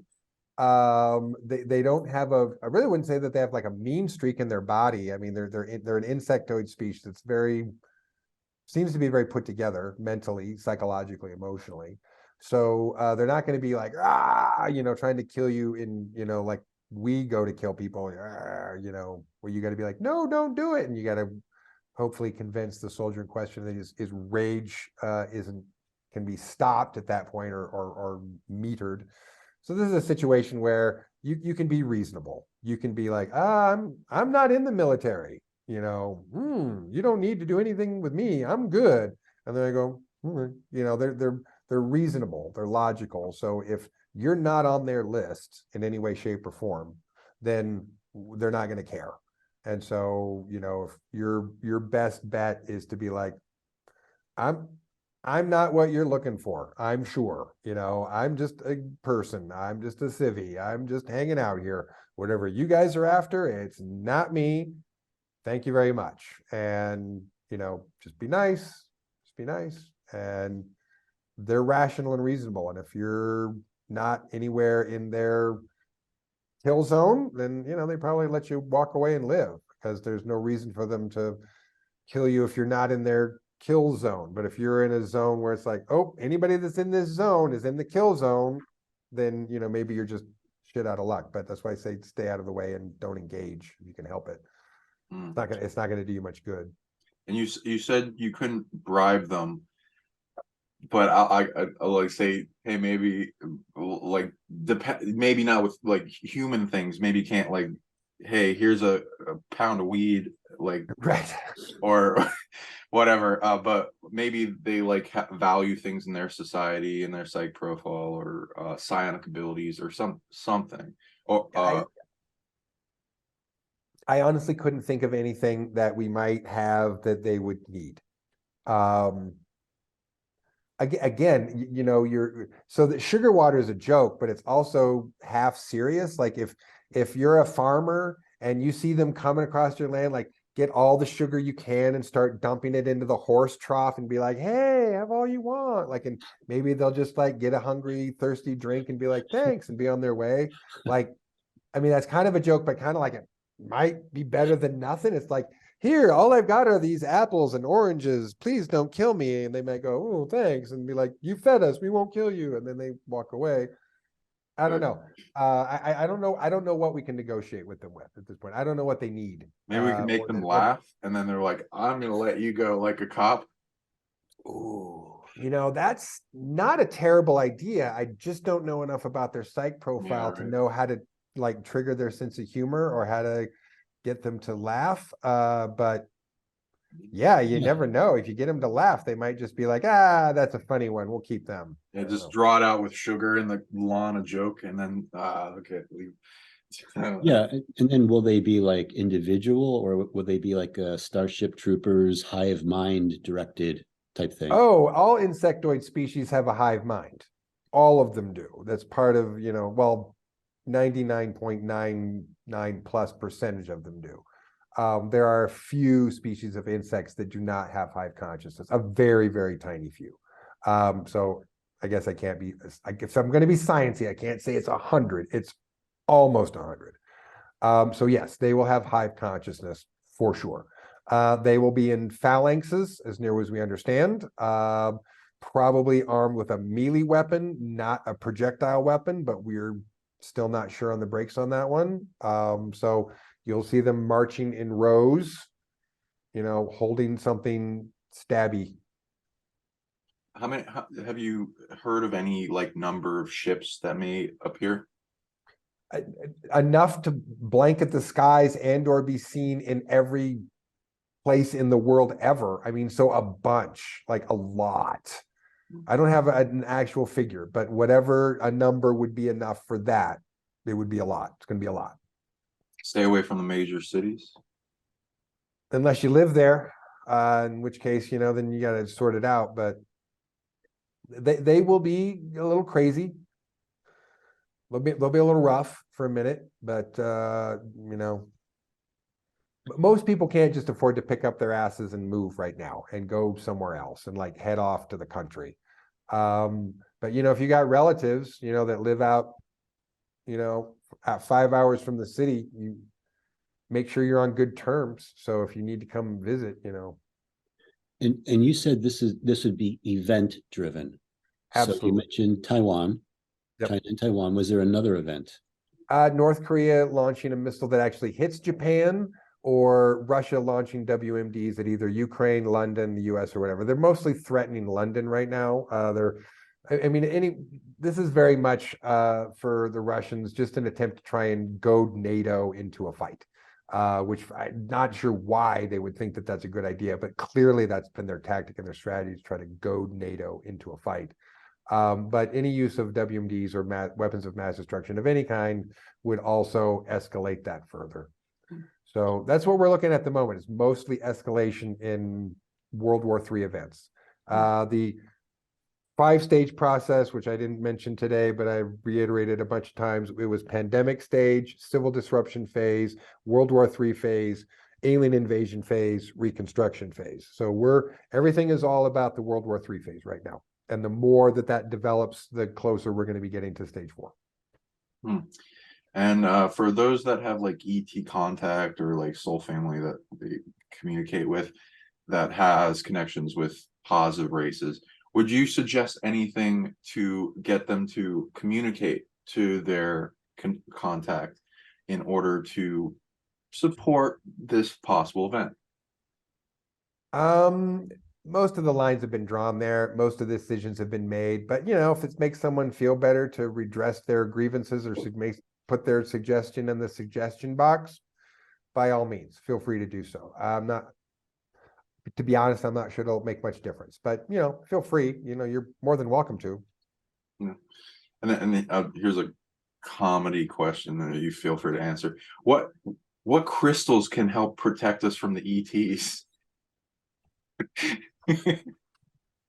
How do we protect your chakras from the dark?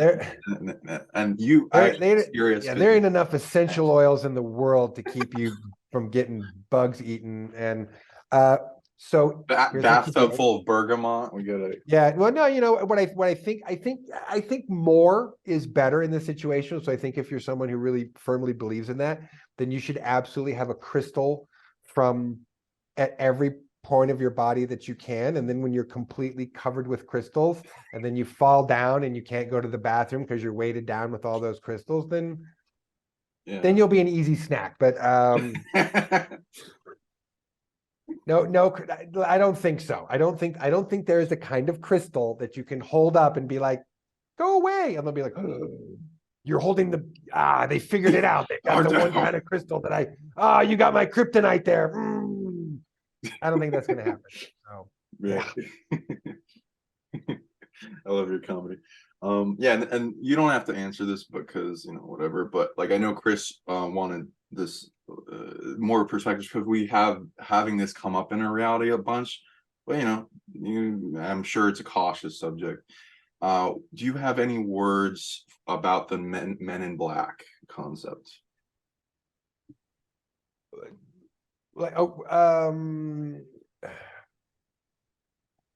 Ask me that question in a little bit more of an expansive way, because when you say men in black, are we talking about the way in which we think about it as far as the way the movies have presented this idea of the men in black, or some actual MIB organization that's more real? More real. Okay. What do you want to know about the real MIBs? Well, also too, like with everything else, I think there's different factions as well. Always. Yeah. Yeah. So, Sean, is there anything in particular about the MIBs?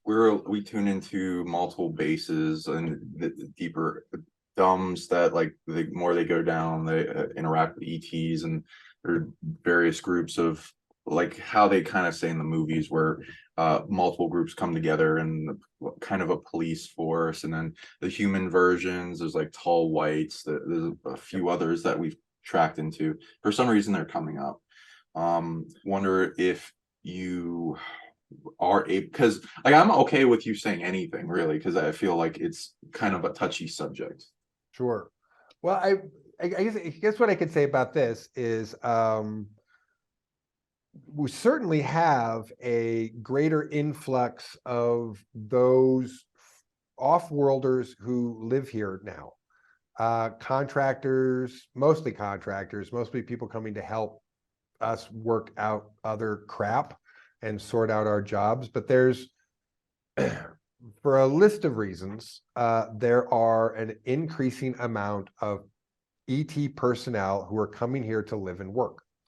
And so there has to be an organization that helps sort out that process. That's their job, to make sure that there's integration and protection and cover for those people if they can appear human enough to live, in a normal community, or if they look differently enough, well, obviously they have to live in a gated community somewhere where where there's no cameras, or in something that's way isolated, or in a gated community on an island somewhere where there's no cameras, right, or something. So there's got to be layers where those people can habitate and live and do their jobs, and there has to be an organization whose job it is to help sort that out, which means anytime that there is a person so when those personnel, if you end up with rogue ET personnel who are here without their proper paperwork, or someone ends up committing a crime, well, you have to have an agency that can investigate, process, and deal with it without just handing it over to the military, right? I mean, you have to hand it over to essentially the equivalent of a civilian investigation agency like the FBI. So the MIBs are basically more like a civilian government, military, bureaucratic agency to help sort out all those personnel that are outside of a clear military purview. So someone shows up in a ship, coming in hot, that's full of personnel and equipment, obviously Naval Space Command, Air Force, somebody's going to deal with that. That's their jurisdiction. It crashes, most of them die, but you may have had one or two stragglers that have disappeared into society and you don't know where to find them. Well, then you don't tell the Air Force and the Navy to handle that. You call up the MIBs and you go, we got two on the loose. And then, people whose job it is to track down and deal with that discreetly would be there to show up and say, come along now. We know you crashed and you're panicky. Come over here. We'll sort you out. We're not going to dissect you. We don't do that anymore. And, we'll set you, either get you your papers, get you back where you need to go, and act in accordance with, what a bureaucratic government agency would do if you were just a citizen in a foreign country that got lost or crashed in a plane and needed to be, sent back or returned to your home country. So there has to be an agency that deals with that shit. Yeah. And occasionally, also like do people with a flashy thinking, like, you didn't see that, because Right. Occasionally you got to make people forget. Yeah, exactly. Wipe their memory. Got to neuralize them. Yeah, because when these things were happening, especially the fourth one, the Octagon one, I felt like I was getting messages from the MIB. So, and I'm like, well, the MIB are contacting me and blah, blah, blah. So I feel that they have some kind of a presence and awareness of what's going on. Oh, sure. Yeah, this is about a lot of different agencies that are Venn diagrammed across different areas of responsibility and accountability, where no one agency is in control or accountable or responsible for everything, but everyone's got a little corner of accountability and responsibility that overlaps with somebody else's accountability and responsibility somewhere. So it's just like that. There's just no one that's like, this panel is in charge, this person is in charge. You've got departments and agencies that know they're in charge of this part of the Venn diagram, and that's what they do. That's right. Like, this is our jurisdiction right here. This is what we do. If it's outside of that, we call somebody else. If it's over here, that's this agency. If that's over here, that's this department. If it's in here in the circle, that's our department. So, go ahead. I was going to say, sometimes they have to call the time cops, but yeah. Yep. Occasionally, time cops, usually no one has to call them. Usually they know ahead of time. Yeah, they're already there before anybody else does. Exactly. That's kind of the whole thing about being a time cop. They usually know before anybody else knows that they need to be there. So exactly. Yeah, thank you for going on this subject. Yeah, and for the haters out there that like are like, oh, this isn't gonna happen. For me personally, I've been tuning into this concept for disclosure for a while, and there's been a lot of blockages in different ways, and stonewalling in getting things done. And I like taking things with a grain of salt when people usually say like, oh, disclosure's coming now, but there seems to be a ramp up of force that's pushing more and more so than I've previously come across. Yep. And it we are getting contacted quite a bit by different factions that want to talk about it and are putting chess moves. And I see it ramping up because you can imagine all these other lines of force of all the chess players involved. Yep. that have a say or a vote, that have most of their attention and force other places. And as they resolve it in those places, on their list of things to do, doing something here seems to be part of it. And eventually they culminate their force put towards this direction. So I've been seeing more lines of force come in this direction towards disclosure. And as that ramps up, I'm getting more of a credibility to this concept. And so thank you for being brave and speaking out about it. Despite the haters, would you like to talk about like instead of, because like people's egos like to like gravitate, oh, because it didn't happen this year, oh, it's discredited. Like in this, as we've seen, this can be tripped over and over again over a long period of time, depending on factors. So it could be drawn out. Yeah, and it's been drawn out for decades. And anyone who knows the history of the exopolitics, ufology, movements, there have been these points all along the way where it's like, are they gonna come out and say something? And, oh, no, they're not. And are they gonna? No. And then it was really just dark for a long time. And then it was like, oh, are we gonna talk about this again? No. Oh, are we gonna talk about it again? No. Are we going to talk about it again? Oh, we are. Okay, now we're going to talk about it again. Now we're going to enter it into the public discourse.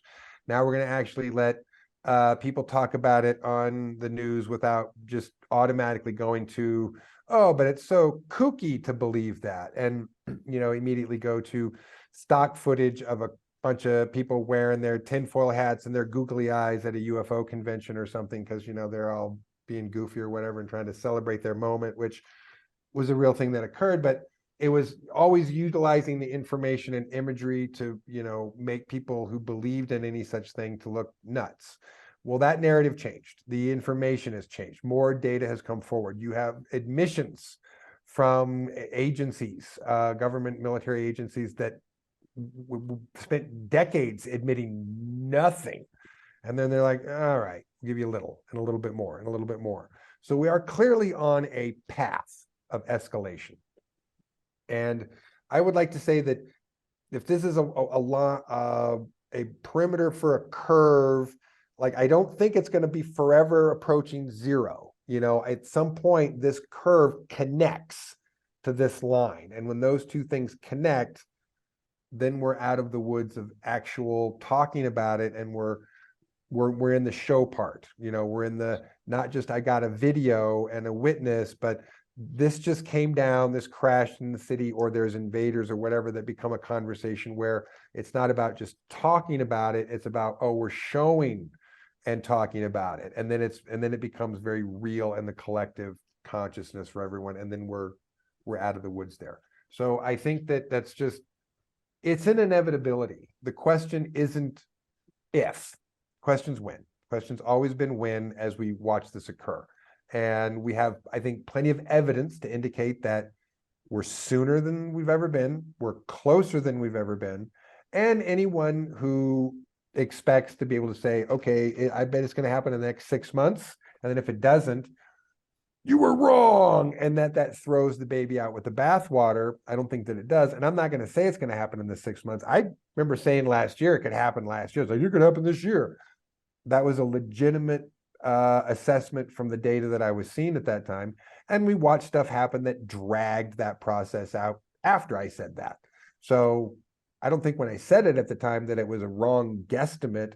It was as accurate as a guesstimate as I could be. So I don't want to make guesstimates at this point other than say it's event driven, not date driven. And I fully expect, based on the data that we have seen, that this is going to progress and continue to get to a closer and closer point until we cross a line where you can't put the toothpaste back in the tube. And if, as Special Section Intel is telling me, we get a crash of something extraterrestrial alien over a major area where there's hundreds of witnesses, and you can't put that one back. I mean, not that I want to give anybody suggestions, but if I personally were in charge of such a thing, which I'm not, but again, if I wanted to give anybody ideas, hint, hint, wink, wink, nudge, nudge, I would say my first choice for dropping an alien drone or spaceship into a crowd so that you get like that much faster to acceptance, NASCAR race.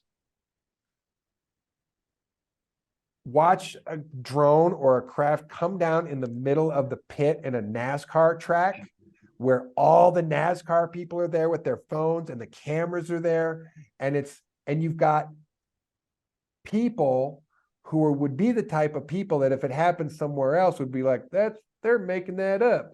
But because it happens at their event, they're going to be like, well, that must be real, then it crashed a NASCAR event. So if I were giving anybody ideas, NASCAR. Interesting. Yeah, and then before we close out, I like with disclosure events, as I tune into possible timelines for things in the future, I read that these events don't happen just normally without like reason. So like I usually see them as cards on the table for a purpose of like either distraction, stop a big protest. Like if this is a dark player chess move, and it's like Right. to like how the pandemic happened suddenly right when China had this huge protest that didn't look like it was going to stop or whatever. Right. So things like that might be something to look forward, and like, oh no, they're gonna find out about these things. Let's play that. Let's ramp up this card, and then all of the distraction goes to that. So that's what I at least read. So if those events kind of ramp up, that might push faster disclosure. And I also do read there are methods to push disclosure faster through psionics, but it's based on understanding the grand layers of the chessboard and all the players involved that would be pushing towards that. And then what the dark and the light want in that, and then they're conflicting. Are you if you want to say anything on that before you plug your information? Yeah, I mean, things that are happening at that level, I feel are so far beyond where most people are dealing with in their day-to-day. It's probably not in their best interest to focus too much attention on. I'm not saying that to you. I'm saying for most people, it's probably beyond their scope of understanding or necessity of understanding. And it's also something that's happening at a level that, like, what are we going to do to impact that? I don't know. I mean, if you've got planets of species with more psionic outputs engaging in this war, it's like, I feel like if I go like, let me jump in and help, that I'm like throwing a pebble this big into an avalanche and going, there, I helped, and do you really help if you throw a pebble into an avalanche? I don't think you're really helping the avalanche along by throwing a pebble into it.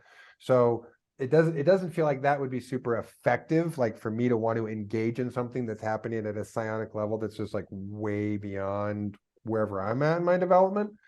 But I would also suggest there is something happening there, and how that works out and who pushes and pulls there will also impact and affect us. But to what level, what degree? Hard to say. We also recently finished the Halo series, and they like do disclosure on like the secret space program concepts and abducting kids at a young age and replacing them with a clone. Which I'm like, wow. oh, For real? Wow. Okay, that's you should fascinating. check it out. It's a It's good pretty good. series. Okay. I think it was All right. episode 9. They talked about the replacing Master Chief at with a clone with his parents, and then there being some symptoms of like what it does to clone. Like, interesting. I just want to know where's my check. I just want to know where's my check. Motherfuckers, you got that from me. But okay, I have kidding. Where's my check? But okay, I'm glad you took my idea and made it into a story. Thank you. How can people reach you? You talked about your Psionic courses, and what are some of the products on your site that people can look forward to and prep for things that could possibly happen in the future? And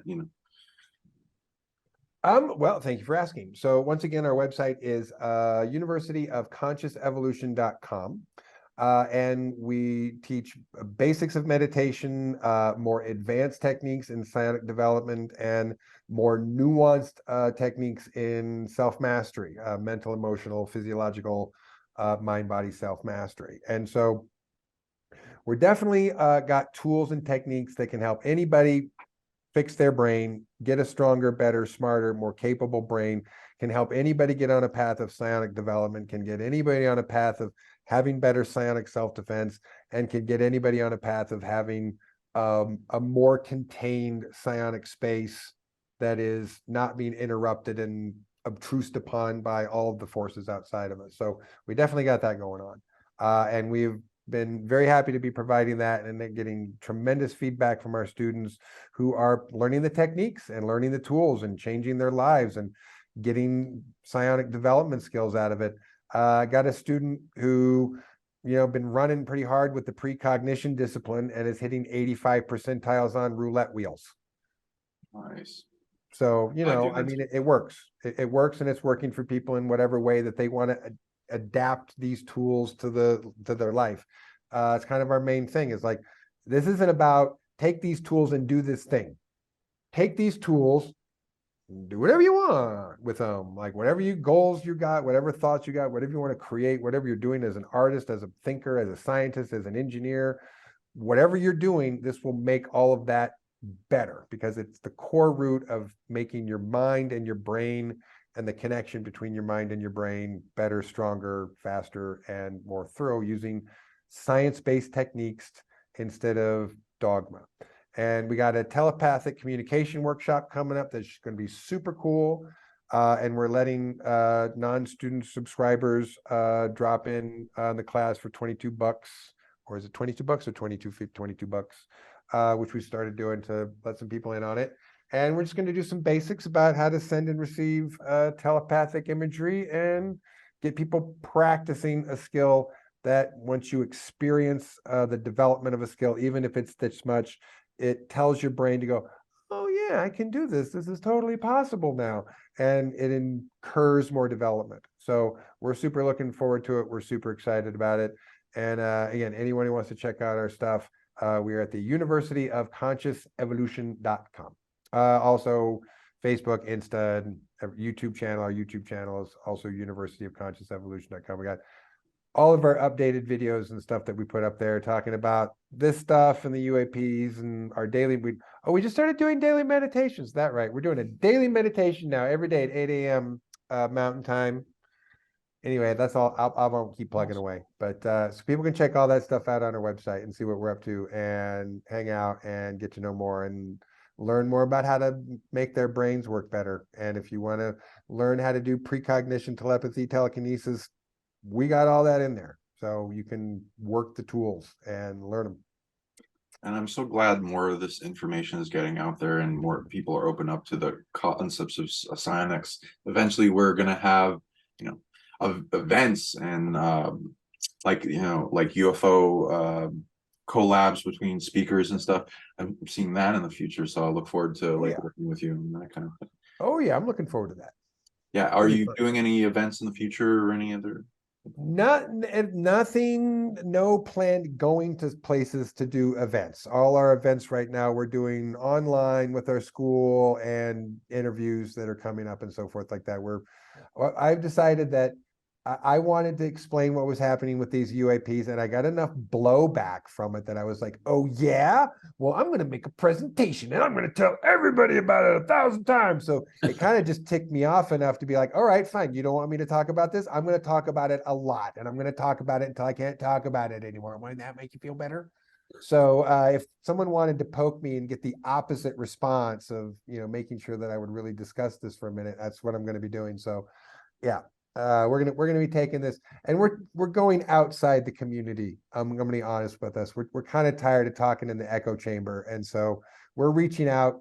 What I started noticing when these UAPs occurred is the just amount of conversation that was outside the normal bubble of people talking about UFOs and aliens. It was everywhere. People who've got channels with millions of followers were talking about it like, oh my gosh, are we got aliens invading tomorrow? And I'm just like, well, not tomorrow, but if you want to ask me about it, I'll explain it to you. So, we think it's time to just get out of the bubble in the echo chamber and start talking about it. Anyway, it's 2.5 hours. I'm gonna let you guys go. You gotta let me go. We gotta be done for the day. But I hope that that's super informative.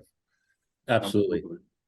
Yeah, so I'm Sean Bond with the Psionic League, PsionicLeague.com, YouTube. Feel free to sign up. I have courses and school progression similar to Randy, and we'll possibly let us know in the comments if you want us to team up on a video proctor or something that we can That'd be cool, tag on.